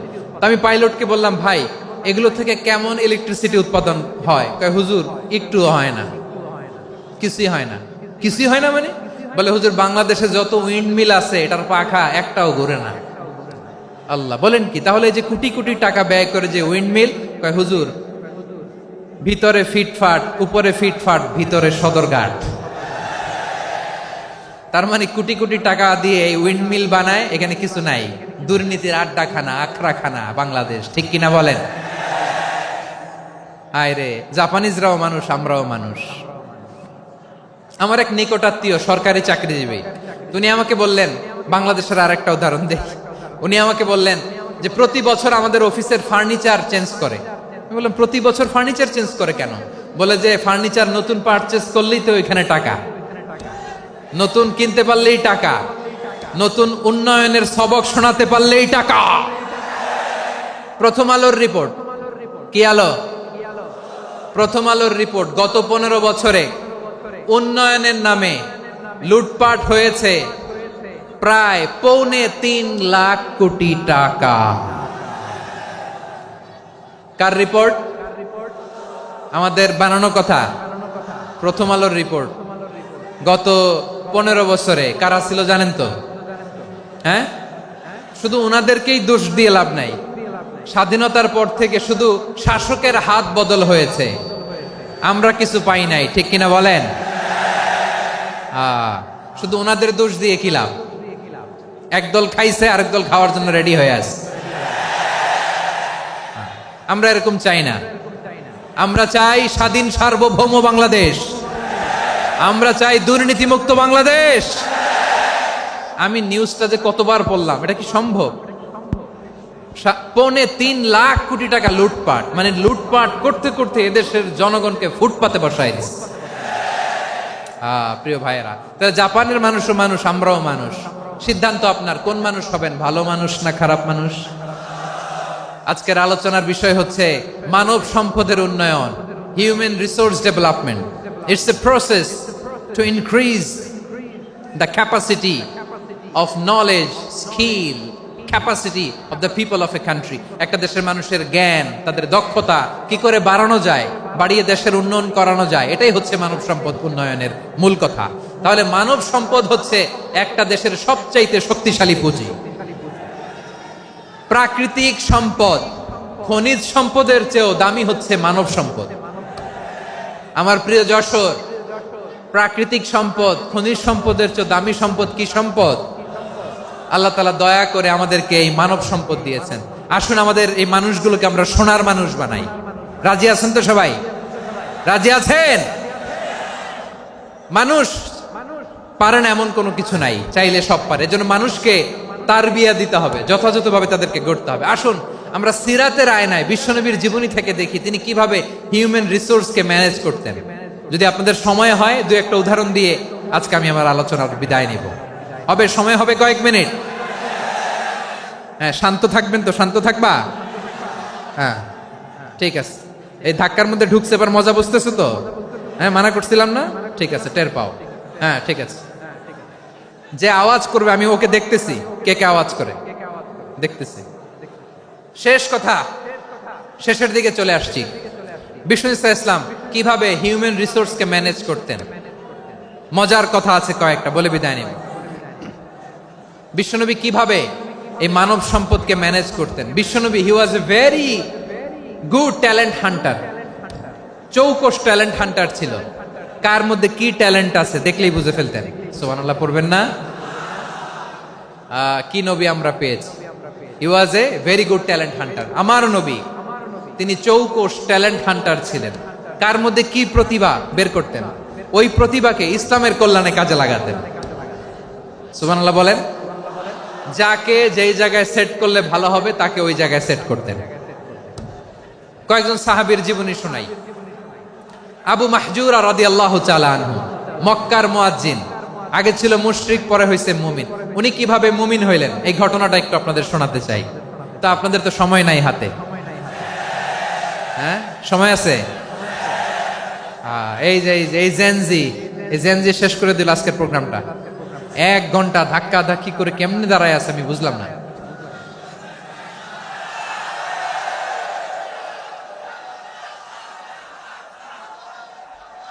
না না তাকবিন না, চুপ করতে হবে। What I need, you stop. Just shut up. চুপ। হ্যাঁ ঠিক আছে, এভাবে। আবু মাহজুরা রাদিয়াল্লাহু তাআলা আনহু কিভাবে মুসলিম হলেন আওয়াজ করে শুনেন। হুনাইনের যুদ্ধ 8ম হিজরি, বিষ্ণু ইসলাম হুনাইনের যুদ্ধ শেষে ফিরতেছেন। পথিমধ্যে বেলাল রাদিয়াল্লাহু তাআলা আনহু, এই যে আবার কথা, আই রে আল্লাহ রে, এখানে ধাক্কা ধাক্কি কেন? চলে যাও, পেছনে যাও, পেছনে যাও। কি আজীব তামাশা! যেখানে যায় এখানে ধাক্কা ধাক্কি, মারামারি, গায়ের উপরে, কাঁধের উপরে, শাউটিং। অনেক গুরুত্বপূর্ণ কথা পয়েন্ট করে নিয়ে আসি যে বলবো, এই শাউট করার কারণে প্রোগ্রামটাই নষ্ট করে দেয়। আসছে আমার ভালোবাসা দেখাইতে, প্রোগ্রামটাই শেষ করে দিয়ে চলে যায়। স্টপ। আবার কথা বল, স্টপ। হুনাইনের যুদ্ধে 8ম হিজরি, কত হিজরি? সবাই বলেন না একটু, কত হিজরি? 8ম হিজরিতে হুনাইনের যুদ্ধে রাসূল সাল্লাল্লাহু আলাইহি ওয়াসাল্লাম ফিরে আসতেছেন মদিনায়। পথিমধ্যে বেলাল রাদিয়াল্লাহু তাআলা আনহু আজান দিচ্ছেন। কি দিচ্ছেন? তো পাশে ছিল মুশরিকদের একটা পল্লী, কিছু মুশরিক তরুণ, কিছু অমুসলিম কিশোর, তারা আজানকে ব্যঙ্গ করতেছে। আমাদের বাংলায় মুখ ভেঙ্গানো বলে আর কি। বেলাল রাদিয়াল্লাহু তাআলা আনহু আজান দিচ্ছেন, ওই বাচ্চাগুলো মুশরিক, তো ওরা আজানকে ব্যঙ্গ করতেছে, বিকৃতি করে ওরাও আজান দিচ্ছে। উদ্দেশ্য হচ্ছে আজানকে নিয়ে ঠাট্টা করা। উদ্দেশ্য কি? ঠাট্টা করা। ব্যাপারটা মনে কষ্ট পাওয়ার মতো ব্যাপার না? কিন্তু বিশ্বনবী ওইখানে দেখেন কি খুঁজলেন। বিশ্বনবী খেয়াল করলেন অমুসলিম কিশোরদের মধ্য থেকে একটা কিশোরের গলাটা বড় দরাজ গলা, কণ্ঠটা বড় সুন্দর। খেয়াল করে দেখলেন যে কিছু কিশোর বেলালের আজানকে ব্যঙ্গ করে, বিকৃতি করে, কিন্তু একজনের কণ্ঠ দেখতে পাচ্ছেন না এত দূরে, কিন্তু কণ্ঠটা বড় সুন্দর, দরাজ গলা। বিশ্বনবী সাহাবীদেরকে বললেন, ধরো এগুলারে, ধরো। সবগুলারে ধরে বিশ্বনবীর সামনে আনা হলো। ওরা হাঁটু গেড়ে বসলো। বিশ্বনবী বললেন, তোমাদের মধ্যে কে যেন ব্যঙ্গ করে আজান দিচ্ছিল, তার গলাটা বড় উঁচু, গলার বেসটা বড় মজবুত, মেলোডিয়াস, সুমধুর কণ্ঠ। কে? আবু মাহজুরা বলে, আমার বন্ধুরা সবাই আমার দিকে আঙ্গুল দেখায়, আমি পড়ে গেছি বিপদে। রাসূল সাল্লাল্লাহু আলাইহি ওয়াসাল্লাম বাকি অমুসলিম তরুণদেরকে ছেড়ে দিলেন, বললেন তোমরা যাও। এবার আবু মাহজুরারে পাইছে। আবু মাহজুরার চুলের মধ্যে হাত দিলেন বিশ্বনবী, মাথায় হাত দিয়ে বললেন, এবার আজান দাও দেখি। আবু মাহজুরা বলে, আমি তো আজান দিতে জানি না, কারণ আমি তো বেলালেরটা শুইনা দিছি, আমার তো মুখস্থ নাই, আমি তো আজান দিতে জানি না। বিশ্বনবী বললেন, জানো না? তাহলে আসো, আমি তোমারে শিখাই দেই। সুবহানাল্লাহ পড়েন। আবু মাহজুরা হাঁটু গেড়ে বসে, বিশ্বনবীর মোবারক হাত আবু মাহজুরার চুলের মধ্যে। বিশ্বনবী আজানের মুআল্লিম আবু মাহজুরাকে বলতেছে, ঠিক আছে তোমারে শিখাই দিচ্ছি, আমি যা যা বলবো আমার সাথে সাথে বলো, পারবা? আবু মাহজুরা বলে, পারবো। বিশ্বনবী আজান দিচ্ছেন মাথায় হাত দিয়ে, আল্লাহু আকবার, আল্লাহু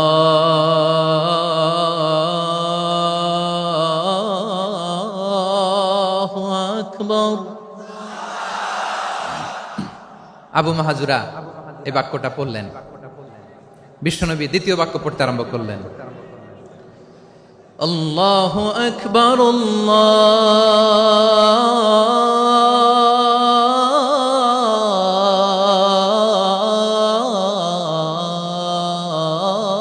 আল্লাহু আকবার। আবু মাহজুরা এই বাক্যটা বললেন। বিশ্বনবী আবু মাহজুরার মাথার মধ্যে হাত দিয়ে তৃতীয় বাক্য পড়লেন, আশহাদু আল্লা ইলাহা ইল্লাল্লাহ।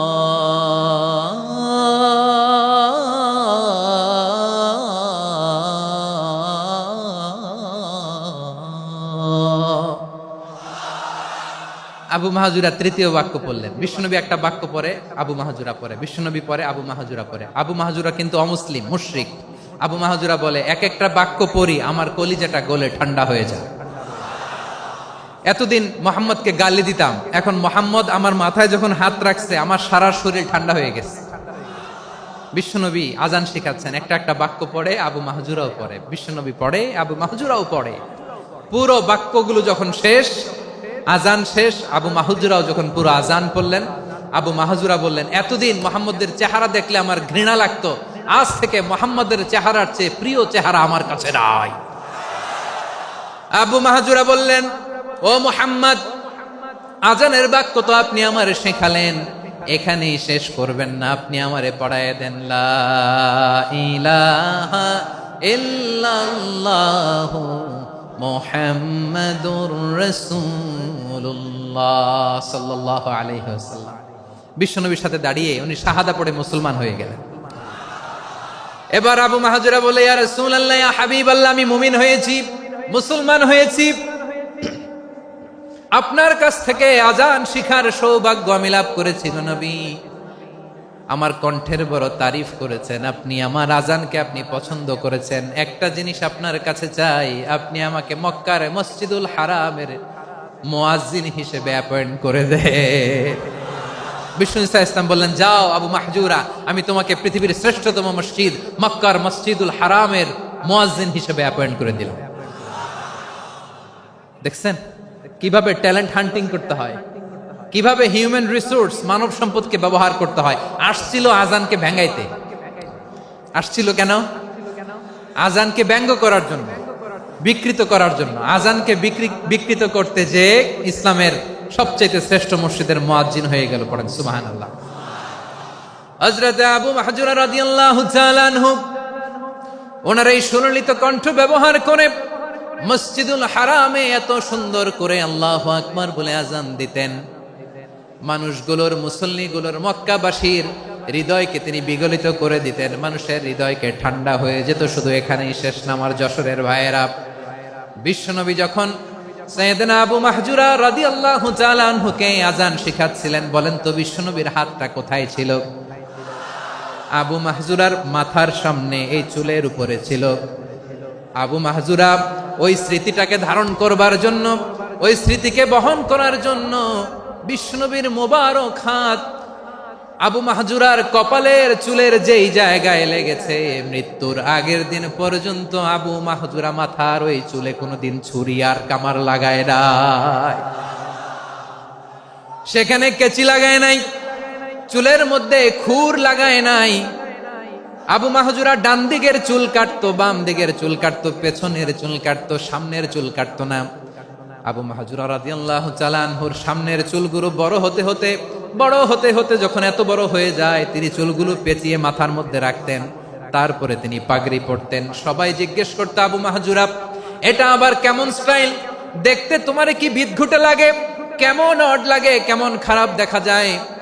মক্কায় এমন কোন মানুষ তো দেখি নাই, ডানে চুল কাটে, বায়ে চুল কাটে, পেছনে চুল কাটে, সামনে কাটে না।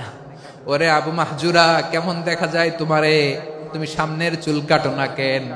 আবু মাহজুরা বলে, আমি হাঁটু গেড়ে পেয়ারা নবীর সামনে বসেছিলাম, আমার এই মাথার চুলের মধ্যে মুবারক হাত লাগিয়ে বিশ্বনবী নিজে আমাকে আজানের প্রতিটা বাক্য শিক্ষা দিয়েছেন।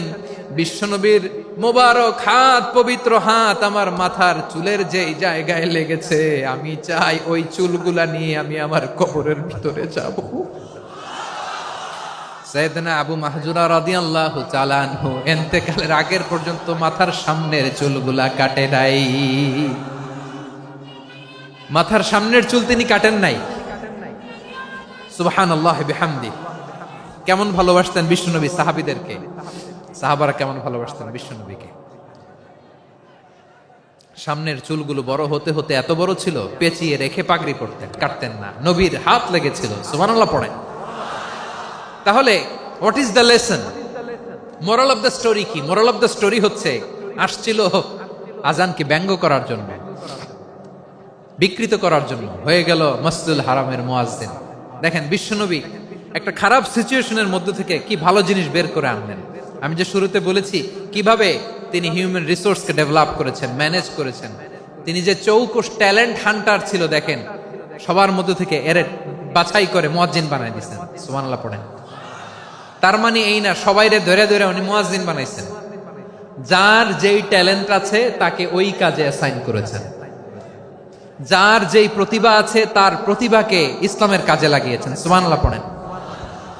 যায়েদ বিন সাবিত রাদিয়াল্লাহু তাআলা আনহু নাম শুনেছেন? যশোর কথা বেরোয় না। যদি জিগায় সালমান খানের নাম শুনছেন, সবাই হাত তুলবে, জি হুজুর শুনছি, মানে সব দেখা শেষ। সালমান খান, আমির খান, অমুক খান, সব খান মুখস্থ, কিন্তু যায়েদ বিন সাবিতের নাম মুখস্থ নাই মুসলমানদের। যেই সাহাবী মাথার সামনের চুল কাটে নাই, মসজিদুল হারামের মুয়াজ্জিন বানাইছেন বিশ্বনবী, সাহাবীর নাম কি? খায়া ফেলাইস, স্লোগানের সাথে খায়া ফেলাইস। আবু মাহজুরা, কি নাম?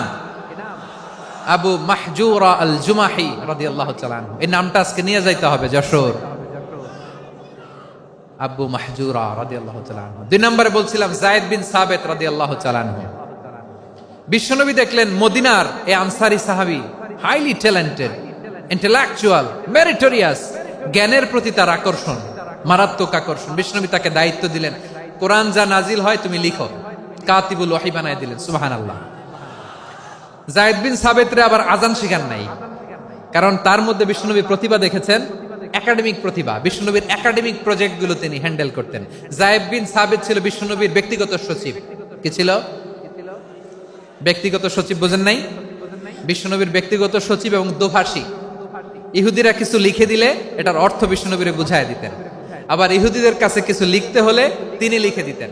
বিশ্বনবী একদিন বললেন, ইন্নী ওয়াল্লাহি মা আমানু ইয়াহুদা আলা কিতাব। ইহুদিরা যে চিঠি পাঠায় অর্থ তো বুঝি না, আরেক ইহুদি আইনে অর্থ করা লাগে। আবার ইহুদিদের কাছে কিছু লিখে পাঠাইতে চাইলে আমরা তো লিখতে পারি না, ইহুদিরে দিয়ে লেখা লাগে। ওরা যে পয়রা শোনায় লিখে দেয়, আমি ওদের বিশ্বাস করি না। আমার নিজের একজন লোক দরকার। বিশ্বনবী এই যায়েদ বিন সাবিতকে চুজ করলেন ল্যাঙ্গুয়েজের জন্য।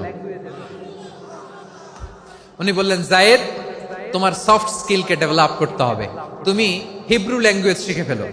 যায়েদ বিন সাবিত বলল, বিশ্বনবীর মোটিভেশন আর ইন্সপিরেশন পেয়ে আমি 15 দিনে ইহুদিদের এই হিব্রু ল্যাঙ্গুয়েজ শিখে ফেললাম। শুধু শিখে ফেললাম না, হাত্তা হাদিকতু, even I became master in the language. এই ভাষা আমি পারদর্শী হয়ে গেলাম। এরপরে ইহুদিরা চিঠি লিখে পাঠালে আর কোনো ইহুদি ডাকা লাগতো না, আমি নবীর এটার অর্থ শুনে পরে বুঝাই দিতাম। আবার ইহুদিদের কাছে চিঠি লেখা লাগলে আমি যায়েদ বিন সাবিত চিঠি লিখে দিতাম। সুবহানাল্লাহ। দেখেন এত সাহাবীর মধ্য থেকে বিশ্বনবীর একাডেমিক প্রজেক্ট, ব্যক্তিগত সচিব, দোভাষী হিসেবে তিনি যায়েদ বিন সাবিতের মতো তরুণকে নির্বাচিত করেছেন।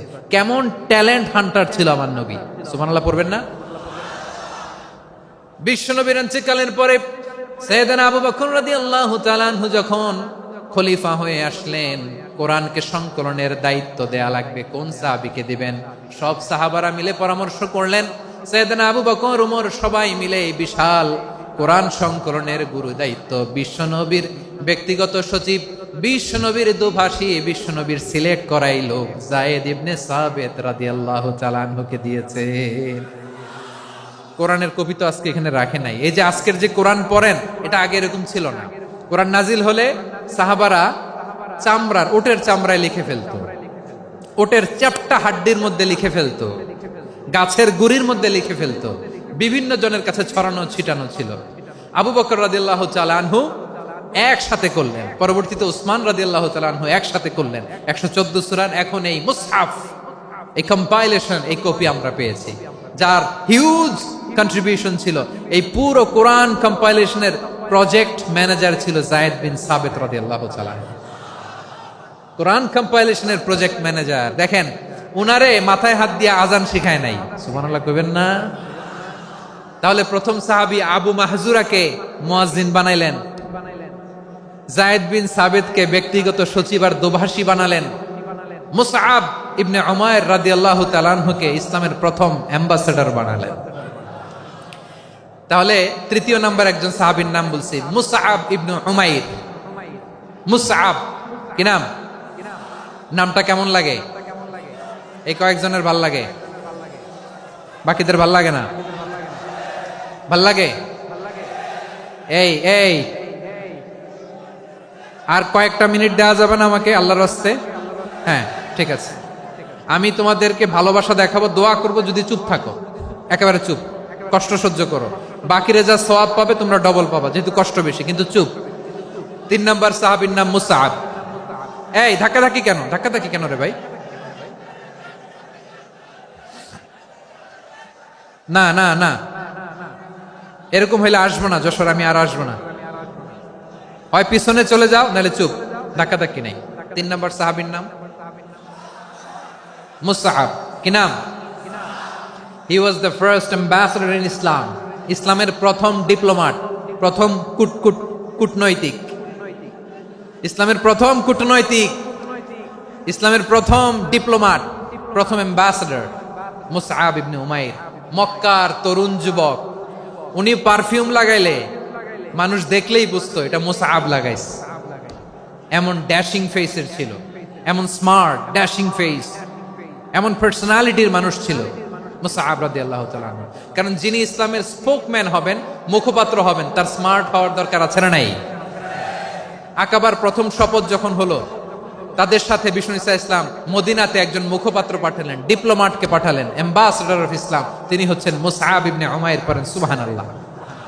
বিশ্বনবী দেখলেন সে অনেক স্মার্ট, তার ডেডিকেশন আছে, সিনসিয়ারিটি আছে, এবং মদিনায় যে আউস খাজরাজ গোত্রের নেতাদের সাথে ডিল করতে হবে, ইহুদিদের সাথে ডিল করতে হবে, ওখানে একজন পাক্কা জানু খেলোয়াড়ের দরকার আছে না নাই? মুসআব ইবনে উমাইর রাদিয়াল্লাহু তাআলা আনহু, ওনাকে বিষ্ণু ঈসা ইসলাম চুজ করলেন। এবং বিষ্ণু ঈসা ইসলামের এই চুজিংটা, এই সিলেকশনটা এত সুন্দর ছিল, তিনি মদিনাতে যে বিশ্বনবী আসার আগেই মদিনার জমিনকে তিনি উর্বর করে ফেলছেন। প্রতিটা ঘরে ঘরে কালিমার দাওয়াত তিনি পৌঁছায় দিচ্ছেন। জুমার বিধান নাজিল হয়েছে, কিন্তু মক্কায় পরিবেশ নাই জুমা পালনের। বিষ্ণু ঈসা ইসলাম একজনকে দিয়ে খবর পাঠালেন, যাও মদিনায় মুসাবকে যে বলো, মুসাব তো আমার শিক্ষক, আমার স্পোকম্যান, মদিনাতে যেন তারা জুমা কায়েম করে। বিশ্বনবীর আগেই মুসআব মদিনার মুসলিমদেরকে নিয়ে মদিনায় প্রথম জুমা কায়েম করে ফেলছে। কোন সুবহানাল্লাহ। ডিপ্লোম্যাটদের কেমন হইতে হয়, অ্যাম্বাসেডরের কেমন হইতে হয়, মুসআব রাদিয়াল্লাহু তাআলা আনহুর কাছ থেকে শিখে নাও। মুসআব নামটা কেমন লাগে? যশোর যাদের সন্তান হবে, ছেলে সন্তান, আমার রাস্তায় পাইলে সবাই জিজ্ঞেস করে, হুজুর একটা নাম দেন, আমার ছেলে হবে। যশোরবাসীর জন্য আমি একটা নাম দিয়ে দিলাম, নাম রাখতে হবে মুসআব। কি নাম? নামটা যাদের ভাল লাগে, ছেলে সন্তান অনাগত আসবে, মনে চাইলে নাম রেখে দিবেন মুসআব রাদিয়াল্লাহু তাআলা আনহুর নামে মুসআব। তাহলে মুসআব রাদিয়াল্লাহু তাআলা আনহুকে বিশ্বনবী ল্যাঙ্গুয়েজ শিখান নাই, সফট স্কিল শিখান নাই। যায়েদ রাদিয়াল্লাহু, তিনি হিব্রু ল্যাঙ্গুয়েজ শিখেছেন, সুরিয়ানি শিখেছেন, কিন্তু মুসআবকে তিনি বানিয়েছেন the spokesman of Islam, the first diplomat, the ambassador of Islam. সুবহানাল্লাহ পড়বেন না? আব্দুল্লাহ ইবনে আব্বাস রাদিয়াল্লাহু তাআলা আনহু, বিশ্বনবীর কাজিন, চাচাতো ভাই। আবার মাইমুনা রাদিয়াল্লাহু তাআলা আনহু, মাইমুনা নবীর স্ত্রী, তিনি ছিলেন আব্দুল্লাহর আপন খালা। তো নবীর বউ যদি ওনার খালা হয়, নবী তার কি? বুঝে নাই, নবী তার কি? খালু। তাহলে সম্পর্ক অনেক গভীর, কাজিন আবার খালু, ছোট্ট মানুষ, তাই রাতে মাঝে মাঝে ঘরে থাকতো। বিশ্বনবী দেখলেন আব্দুল্লাহ যেহেতু আমার ঘরে ঢুকতে পারে, আব্দুল্লাহরে এই উম্মতের বড় শিক্ষাবিদ বানাইতে হবে। কথা বোঝে নাই? আব্দুল্লাহকে কি বানাইতে হবে? শিক্ষাবিদ, এডুকেটর অফ দিস উম্মাহ, এই উম্মার শিক্ষাবিদ বানাইতে হবে।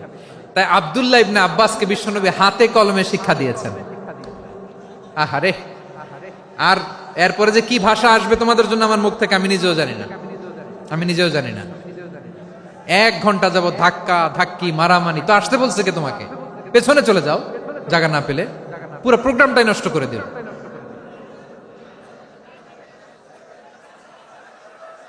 জি, আমার দিকে তাকান, আমি শেষ করে দিচ্ছি। হবে না, ইন্টেলেকচুয়াল আলোচনা এখানে হবে না, আমি বুঝতে পারছি, আমি শেষ করে দিচ্ছি।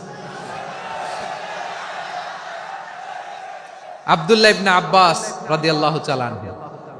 মনোযোগ দিয়ে কয়েকটা মিনিট শুনুন, আমি এখনই শেষ করে দিচ্ছি, এরপর আওয়াজ করবে। এই যে এগুলো কি আমি বুঝলাম না। আমি বললাম না সব করা যাবে, বসে যাও, শুয়ে যাও, চলে যাও, আওয়াজ করা যাবে না। অন্যকে বসো এটাও বলার দরকার নেই, জাস্ট এদিকে তাকাও। আল্লাহ। আব্দুল্লাহ ইবনে আব্বাস রাদিয়াল্লাহু তাআলা আনহু, উনাকে বিশ্বনবী হাতে কলমে শিক্ষা দিয়েছেন, যেহেতু উম্মতের শিক্ষাবিদ হবেন, এডুকেটর হবেন। তো বিশ্বনবী রাতে যখন তাহাজ্জুদ পড়তেন, ছোট্ট আব্দুল্লাহ ঘরে থাকতো, বুঝতে পেরেছেন?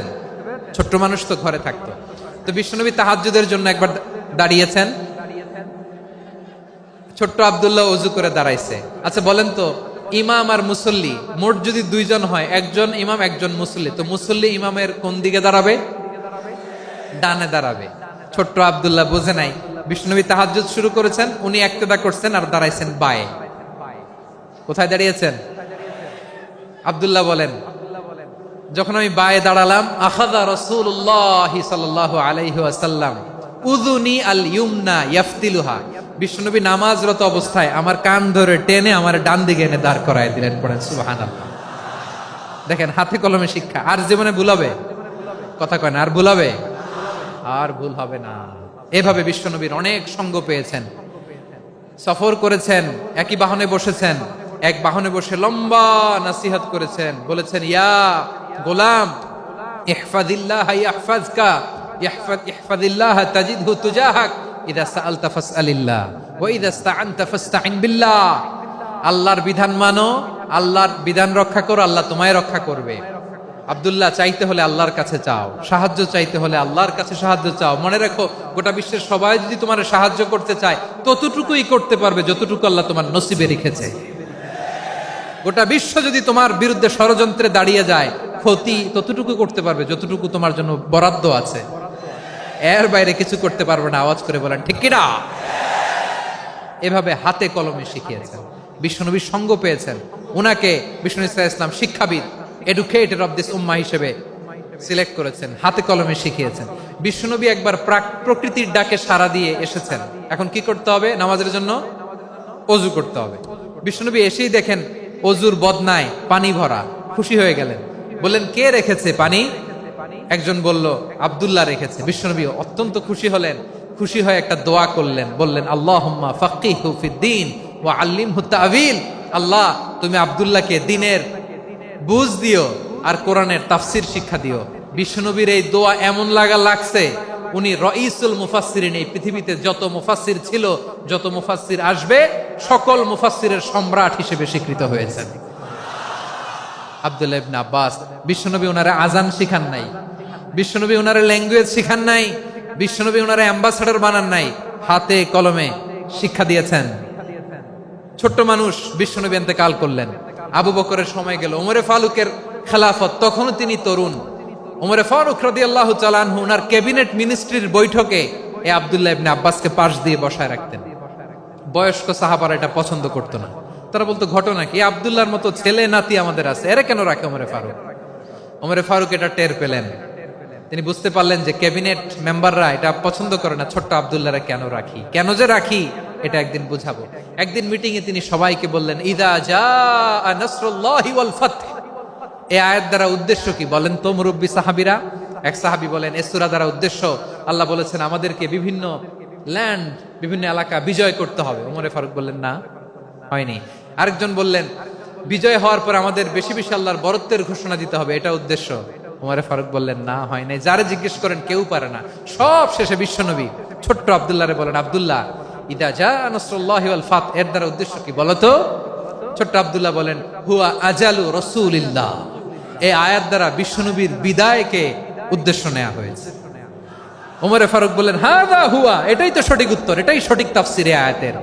কারণ ইদা জাআ নাসরুল্লাহি ওয়াল ফাতহ, যখন আল্লাহর সাহায্য আর বিজয় আসবে, ওয়া রাআইতান নাসা ইয়াদখুলুনা ফি দীনিল্লাহি আফওয়াজা, আপনি দেখবেন দলে দলে, ঢলে ঢলে, বানের পানির মতো মানুষ ইসলামের দিকে ঢুকতেছে, ইসলামের বিজয় হয়েছে। তো ইসলামের বিজয়ের মিশন নিয়ে নবী আসছে, বিজয়ী যখন হয়ে গেছে, এখন তো নবীর বিদায় হবে। জোরে বলেন ঠিক কিনা?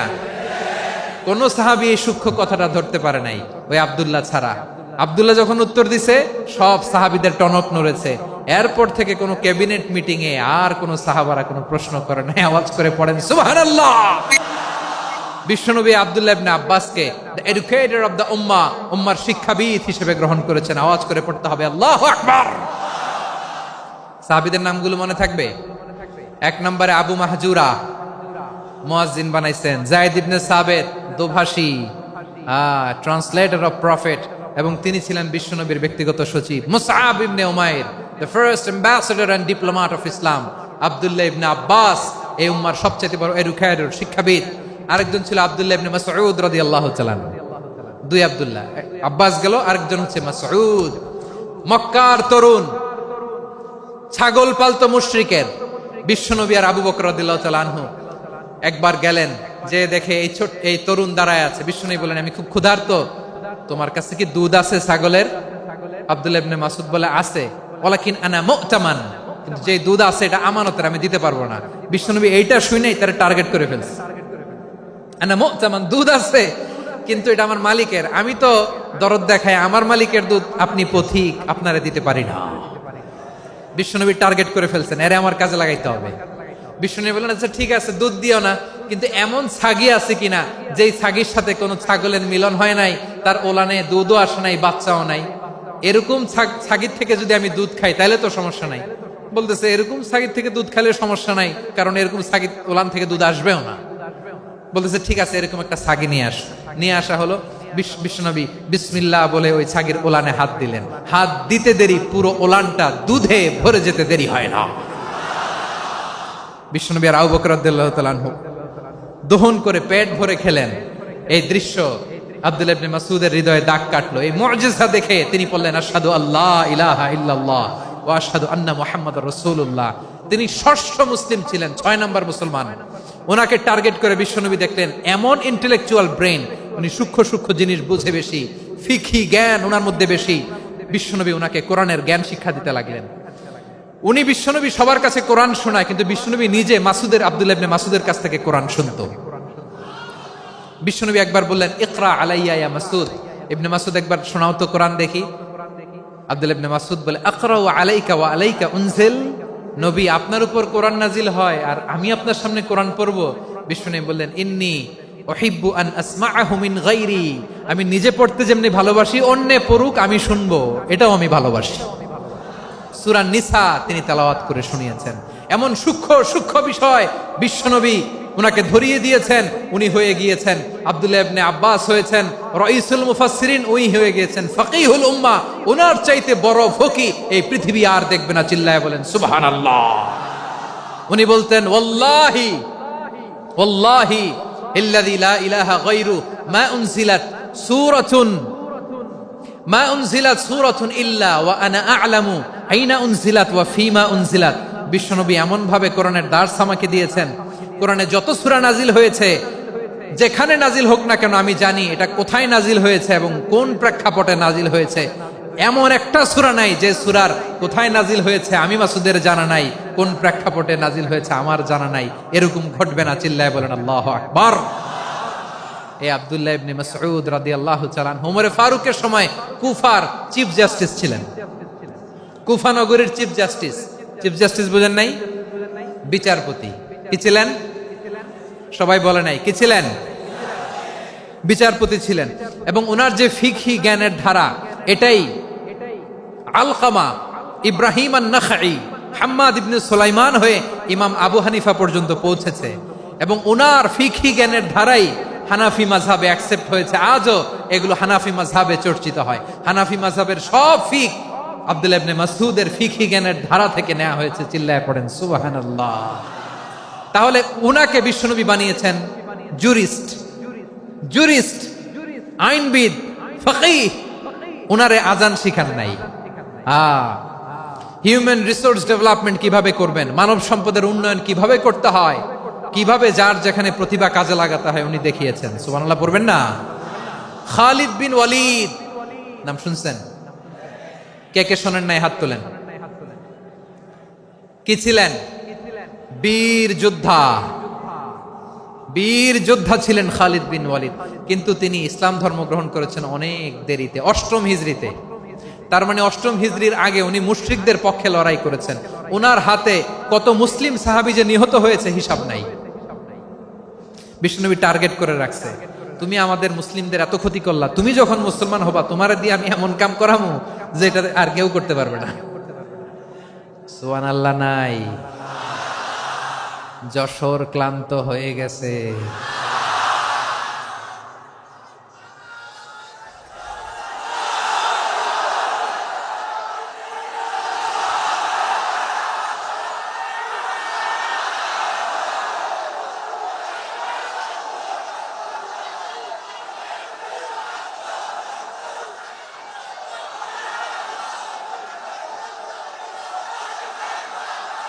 মাশাআল্লাহ, বসুন বসুন বসুন। খালিদ বিন ওয়ালিদ রাদিয়াল্লাহু তাআলা 8ম হিজরিতে মুসলিম হয়েছেন, মক্কা বিজয়ের আগে। তো মক্কা বিজয়ের আগে যখন মুসলিম হয়েছেন, এর আগে কি করছেন? কাফিরদের সাথে যুদ্ধ করেছেন। উনি উহুদের যুদ্ধে মুসলমানদের যে পরাজয় ভাব, কঠিন পরিস্থিতির মুখোমুখি উনার কারণে পিছন থেকে এমন আতর্কিত আক্রমণ করেছেন, মুসলমানদেরকে কচুকাটা করেছেন। 8ম হিজরিতে আল্লাহ তাআলা হেদায়েতের নূর দিয়ে ওনার হৃদয়টাকে উজালা করে দিলেন। লা ইলাহা, এটা এমন বাণী যার হৃদয়ে একবার টাচ খাবে, এইটা থেকে সে আর পালিয়ে বেড়াতে পারে। ঝিনুকের ভেতর লুকিয়ে থাকে যেমন মতি, ঝিনুকের ভেতর লুকিয়ে থাকে যেমন মতি, কলমা শাহাদাতে আছে আল্লাহর জ্যোতি, কলমা শাহাদাতে আছে আল্লাহর জ্যোতি। ঠিক কিনা বলেন? মক্কা বিজয়ের আগে মুসলিম হলেন, হওয়ার পরেই বিশ্বনবীর টার্গেট ফুলফিল হলো। ওই যে টার্গেট করে রেখেছেন আর দোয়া করেছেন, খালিদ বিন ওয়ালিদ যদি মুসলিম হয় তাকে আমি মিলিটারি চিফ বানাবো। ওনাকে আজান শিখান নাই, ওনারে কান ধইরা নামাজের এই মাথা থেকে ওই মাথা আনান নাই, ফিকহি কোরআনের সূক্ষ্ম তাফসীর ওনারে শিখান নাই, অ্যাম্বাসেডর বানান নাই। বিষ্ণু ইসলাম উনাকে সামরিক অভিযানে প্রেরণ করেছেন। সামরিক অভিযানে তিনি প্রেরণ করেছেন। উনার জীবদ্দশায় উনার নেতৃত্বে যতগুলো যুদ্ধ হয়েছে, একটা যুদ্ধেও তিনি পরাজয় বরণ করেন নাই। ওমরে ফারুকের সময়কালে তিনি চিফ অফ মুসলিম মিলিটারি, মানে মুসলিম সেনাপতি হয়েছেন। যশোর আওয়াজ করো, ঠিক কিনা বলো? সেনাপতি, মুসলিম সেনাপতি।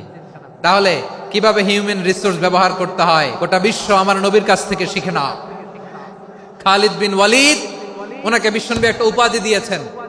উপাধিটা হচ্ছে সাইফুল্লাহিল মাসলুল, আল্লাহর নাঙ্গা তরবারি, আল্লাহর খোলা তরবারি, দ্য ওপেন সোর্ড অফ আল্লাহ। খালিদ বিন ওয়ালিদ মুসলিম সেনাপতি। হাসান বিন সাবেত নাম শুনছেন? দেখি উনি কি ছিল বলেন। রাসূলের সভা কবি, কালচারাল হিজিমনিকে ডিফিট করার জন্য। উনি ভালো অস্ত্র চালানো জানতেন না, ওই কাজে উনি যেতেন না। উনার ছিল কাব্য প্রতিভা। কাব্য প্রতিভা, কাফিররা কবিতা দিয়ে নবীকে গালি দিত। বিশ্বনবী বলতেন, ইয়া হাসান আজিব আন রাসূলিল্লাহ, তুমি নবীর হয়ে কাফেরদের এই কথাগুলোর জবাব দাও। বিশ্বনবীর একটা মিম্বার ছিল। বিশ্বনবীর মিম্বারের পাশাপাশি মসজিদে নববীতে এই হাসান বিন সাবেতের জন্য বিশ্বনবী একটা স্পেশাল মিম্বার বানিয়ে দিয়েছেন। এখান থেকে তুমি জবাব দাও। এবং বিশ্বনবী বলেছেন, আল্লাহুম্মা আইয়িদহু বিরূহিল কুদুস। আল্লাহ, হাসান আমার পক্ষে জবাব দেয়, তুমি জিব্রাইল মারফত তাকে সাহায্য পাঠাইয়া দিও। রাসূল সাল্লাল্লাহু আলাইহি ইসলামের সভা কবি, the poet of the prophet, নবীর কবি। উনি কবিতা দিয়ে, এমন উচ্চাঙ্গের ভাষায় কবিতা দিয়ে তিনি জবাব দিতেন, কাফিরদের গা শিহরে যেত, তাদের হৃদয়ে আগুন ধরে যেত। তাহলে এরকম কবিরও দরকার আছে না নাই? এখন যাকে আল্লাহ দিছে কাব্য প্রতিভা, এরা যদি আপনি যুদ্ধের ময়দানে পাঠান হবে? যারে দিছে সুরেলা গলা, এরা যদি অ্যাম্বাসেডর বানান হবে না। হাসান বিন সাবেত ছিলেন বিষ্ণু ইসলামের কবি। হুযাইফা ইবনুল ইয়ামান বিশ্বনবীর গোয়েন্দা বিভাগের প্রধান। কিসের প্রধান? হুযাইফা ইবনুল ইয়ামান। ওনার ছিল ডিটেকটিভ মাইন্ড, ডিটেকটিভ মাইন্ড, গোয়েন্দা বিভাগের প্রধান। এবং উনি হচ্ছেন সাহিবু সিররি রাসূলিল্লাহ, রাসূল সাল্লাল্লাহু আলাইহি ওয়াসাল্লামের গোপন তথ্যের ধারক বাহক। নবীর যেই কথা কেউ জানে না সব হুজাইফার পেটের ভিতরে ছিল। সুবহানাল্লাহ পড়েন। মদিনার যত ইহুদিদের একটা লিস্ট ছিল, এই লিস্ট শুধু দুইজন জানতো, বিশ্বনবী আর হুজাইফা। সুবহানাল্লাহ পড়বেন না? তাহলে উনাকে কোন দায়িত্ব দিছে? কোন বিভাগ? যশোর, আওয়াজ করো, কোন বিভাগ? গোয়েন্দা বিভাগের হেড ছিল। খন্দকের যুদ্ধে প্রচন্ড আজকের মতো শৈত্য প্রবাহ, মাটি খনন করতে করতে সাহাবীদের পেটে ক্ষুধা নাই, দাঁড়াইতে পারে না নামাজের জন্য, এত ক্লান্ত, ক্ষুধা, ক্লান্ত, শ্রান্ত। বিশ্বনবী বললেন, কে আছো এই কঠিন শীত, এই ভয় আর ক্ষুধার মধ্যেও খন্দকের পরীক্ষার টপকে শত্রু শিবিরে যে আমাকে তথ্য দিবা, কে আছো? কারো গায়ে শক্তিই নাই যে দাঁড়াবে, কেউ দাঁড়ায় না। বিশ্বনবী তখন নিজে হুজাইফাকে ডাক দিলেন, হুজাইফা, যে আমাকে আজকে শত্রু শিবিরের তথ্য এনে দিবে সে জান্নাতে আমার মোরাফাকা, আমার সঙ্গী হবে। হুজাইফা রাদিয়াল্লাহু ইবনুল ইয়ামান জীবনের ঝুঁকি নিয়ে এই ক্ষুধা, শৈত্য প্রবাহ, কোল্ড ওয়েভস কে উপেক্ষা করে পরীক্ষা টপকে শত্রু শিবিরে যে সবার কথাগুলো চুপে চুপে শুনে বিশ্বনবীর দরবারে এসে গোয়েন্দাদের মতো তথ্য সরবরাহ করেছে। বিশ্বনবীর গোয়েন্দা বিভাগের প্রধান হুজাইফা ইবনুল ইয়ামান ইন্টেলিজেন্স বিভাগ চালাতেন। মুনাফিকদের নাম ওনার কাছে ছিল। মুআয ইবনে জাবাল মদিনা রাষ্ট্রের সবচেয়ে সিনিয়র আমলা ছিলেন। আমলাতন্ত্র চিনেন তো? প্রশাসনিক কাজ যারা চালায়, অ্যাডমিনিস্ট্রেশন বুঝেন না? The department of administration. মদিনার রাষ্ট্রের সিনিয়র আমলা মুআয ইবনে জাবাল মুতাখাসসিসুন ফিল হালাল ওয়াল হারাম, হালাল হারামের স্পেশালিস্ট ছিলেন। বিশ্বনবী উনাকে ইয়ামানের গভর্নর করে পাঠাইছেন। বলেছেন, ইন্নাকা তা'তি কওমান আহলা কিতাব, এমন গোষ্ঠীর কাছে যাবা যারা ইহুদি নাসারা, আগে শাহাদা পড়লে এরপরে নামাজের দাওয়াত দিও, নামাজ পড়লে যাকাতের দাওয়াত দিও। গভর্নরের অ্যাটিটিউড যেমন থাকে তেমন অ্যাটিটিউড ধরে রেখো। সুবহানাল্লাহ পড়েন। তাহলে মুআয ইবনে জাবালকে দিয়ে বিশ্বনবী কবিতা লেখায় নাই, চিঠি লেখায় নাই, আজান দেওয়ায় নাই। সুবহানাল্লাহ পড়বেন না? সব শেষ সাহাবী বলি আবু হুরায়রা রাদিয়াল্লাহু তাআলা, নাম শুনছেন? বিড়ালের বাবা। কি করতেন? খালি হাদিস মুখস্থ করতেন। উনি বলতেন, আলজামু রাসূলুল্লাহ আলা মিল ইবাতনি, আমার শুধু পেটের ক্ষুধার বন্দোবস্ত হইলে আমি নবীর সঙ্গ ছাড়তাম না। আমার আনসার সাহাবারা ক্ষেত খামারের কাজ করত, আমার মুহাজির সাহাবারা ব্যবসা করত, আর আমি নবীর সাথে সাথে থাকতাম। শুধু সকাল বিকাল দুই বেলা যদি আমার খাবারের বন্দোবস্ত হয় আমি আর নবীর লক ছাড়ি না। সুবহানাল্লাহ কইবেন না? 5374টা হাদিস তিনি বর্ণনা করেছেন। সবচেয়ে বেশি হাদিস বর্ণনাকারী সাহাবী। হাদিস প্রিজার্ভেশনের কাজে বিশ্বনবী ওনাকে কাজে লাগিয়েছেন। উনি একদিন বলেন, ইয়া রাসূলুল্লাহ আসমাউ মিনকা কাসীরান ফালা আহফাজু, নবী অনেক কথা শুনি আমার মনে থাকে না। বিষ্ণু বললেন, তাই? উবসুত রিদাক, তোমার চাদরটা বিছাও। আবু হুরায়রা বিছালেন, বিশ্বনবী হাত বুলায় দিলেন, এরপরে অনেক হাদিস বর্ণনা করলেন। আবু হুরায়রা বলে, তারপর থেকে বিশ্বনবী যাই বর্ণনা করে আমি শুনি আর একটাও বলি না। এখন সুবহানাল্লাহ। বিশ্বনবী ওনাকে হাদিস প্রিজার্ভেশন, নবীর এই যে লক্ষ্য হাদিস প্রিজার্ভেশনের এই দায়িত্ব দিয়েছেন সাইয়েদনা আবু হুরায়রা রাদিয়াল্লাহু তাআলা আনহুকে। প্রিয় ভাইরা, তাহলে 10 জন সাহাবীর কথা যে বললাম, আপনারা কি খেয়াল করেছেন কত বড় ট্যালেন্ট হান্টার, চৌকস ট্যালেন্ট হান্টার ছিল আমার নবী। এক একজনের এক এক ট্যালেন্ট, এক এক কাজে অ্যাসাইন করেছেন, এক একজনকে এক এক দায়িত্ব দিয়েছেন, এক একজনের প্রতিভাকে এক এক ভাবে বিকশিত হওয়ার সুযোগ দিয়েছেন। আওয়াজ করে বলেন ঠিক কি না? এখন আমার পর্দার আড়ালে আমার মায়েরা বলবে, এতগুলো পুরুষ সাহাবীর কথা বললো, নারী সাহাবীরা কি কিছু করে নাই? হ্যাঁ, একজন নারী সাহাবীর কথা বলে মোনাজাত হবে, দোয়া ছাড়া কেউ যাব না। রুফাইদা আল আসলামিয়া রাদিয়াল্লাহু তাআলা আনহা, ওনার বাবার নাম সাআদ আল আসলামি। বিশ্বনবী কি খেয়াল করলেন দেখেন, সাআদ ছিল মদিনার বড় ডাক্তার। এই নারী সাহাবী রুফাইদা বাবার কাছ থেকে চিকিৎসা বিদ্যা শিখেছেন। যখন শিখছে, বিশ্বনবী দেখলেন আমার তো প্রতি সপ্তাহে সপ্তাহে যুদ্ধে আহত সাহাবীদের সেবা দিবে কে? বিশ্বনবী রুফাইদাকে বললেন, রুফাইদা তুমি মসজিদে নববীর পাশে একটা মেডিকেল ক্যাম্প করো। এই যে সাকিনা আদ্দিন মেডিকেলের আমার ছাত্রী বন্ধুরা শুনে রাখো, তোমাদের আইকন হচ্ছে এই রুফাইদা আল আসলামিয়া। বিশ্বনবীর ডিরেকশন অনুযায়ী তিনি মসজিদে নববীর পাশে একটা মেডিকেল ক্যাম্প করলেন এবং আহত সাহাবাদের চিকিৎসা উনি ওনার টিম নিয়ে দিতেন। বিশ্বনবীর পরামর্শে উনি আনসারি এবং মুহাজির মহিলা সাহাবীদেরকে নিয়ে একটা স্পেশাল মেডিকেল টিম গঠন করলেন। খায়বার যুদ্ধে 7ম হিজরিতে যখন বিশ্বনবী যায়, উনি ওনার টিম নিয়ে আসলেন, বললেন, ইয়া রাসূলুল্লাহ, আমরা তো তলোয়ার চালাতে পারি না, আমরা তো তীর মারতে পারি না, আপনি যদি অনুমতি দেন খায়বার অভিযানে আমি আমার টিম নিয়ে মেডিকেল টিমের সেবাটা সার্ভিসটা দিতে চাই। পড়েন সুবহানাল্লাহ। বিশ্বনবী অনুমতি দিলেন। যোদ্ধা সাহাবীদের সাথে রুফাইদা আল আসলামিয়া উনিও মেডিকেল টিম নিয়ে অগ্রসর হলেন। খায়বারের প্রতিটা আহত ইনজুর্ড সাহাবী যারা ইনজুরি শিকার হয়েছেন সবাই রুফাইদা আল আসলামিয়ার এই মেডিকেল ক্যাম্প থেকে চিকিৎসা সহায়তা পেয়েছেন। সুবহানাল্লাহ পড়েন। দেখেন কিভাবে বিশ্বনবী ট্যালেন্ট বাছাই করতেন, আপনি অবাক হবেন। বাহরাইনের মেডিকেল ইউনিভার্সিটিতে রুফাইদা আল আসলামিয়া মেডিকেল প্রাইজ অ্যাওয়ার্ড প্রতি বছর দেয়া হয়। যদি 8 দিনের এই মেডিকেল আমার বোনেরা যদি জেনে থাকো জানো, না হলে নতুন করে জানো, সার্চ দিও রুফাইদা আল আসলামিয়া মেডিকেল অ্যাওয়ার্ড বাহরাইনের ইউনিভার্সিটিতে দেয়া হয়। প্রিয় ভাইয়েরা, তাহলে আলোচনার সামারি আমরা করি। বিশ্বনবী যার যেখানে ট্যালেন্ট তাকে ওইখানে কাজে লাগাতেন। আওয়াজ করে বলেন ঠিক কিনা? এবার একটা ইন্টারভিউ হবে, আওয়াজ করে বলেন, আবু মাহজুরাকে বিশ্বনবী কি বানাইছেন? হ্যাঁ, ভুলে গেছেন? সামনের চুলে হাত দিয়ে বিশ্বনবী কি সুন্দর গলায় আজান শিখালেন। মুয়াজ্জিন। যায়েদ বিন সাবিতকে একাডেমিক প্রজেক্টের দায়িত্ব দিয়েছেন, তিনি ছিলেন বিশ্বনবীর দোভাষী ব্যক্তিগত সচিব। মুসআব ইবনে Umair the first ambassador of Islam. Abdullah ইবনে আব্বাস উম্মার বড় শিক্ষাবিদ মুফাসসির। আব্দুল্লাহ ইবনে মাসউদ, আব্দুল্লাহ ইবনে মাসউদ ছিলেন জুরিস্ট। কি ছিলেন? জুরিস্ট ছিলেন, এই উম্মার সবচেয়ে বড় জুরিস্ট। খালিদ বিন ওয়ালিদ সেনাপ্রধান। হাসান বিন সাবিত, হাসান বিন সাবিত ছিলেন বিশ্বনবীর সভাকবি। কি ছিলেন? বিশ্বনবীর সভাকবি ছিলেন। এরপরে হুযায়ফা ইবনুল ইয়ামান কি ছিলেন? গোয়েন্দা বিভাগের প্রধান। মুআয ইবনে জাবাল কি ছিলেন?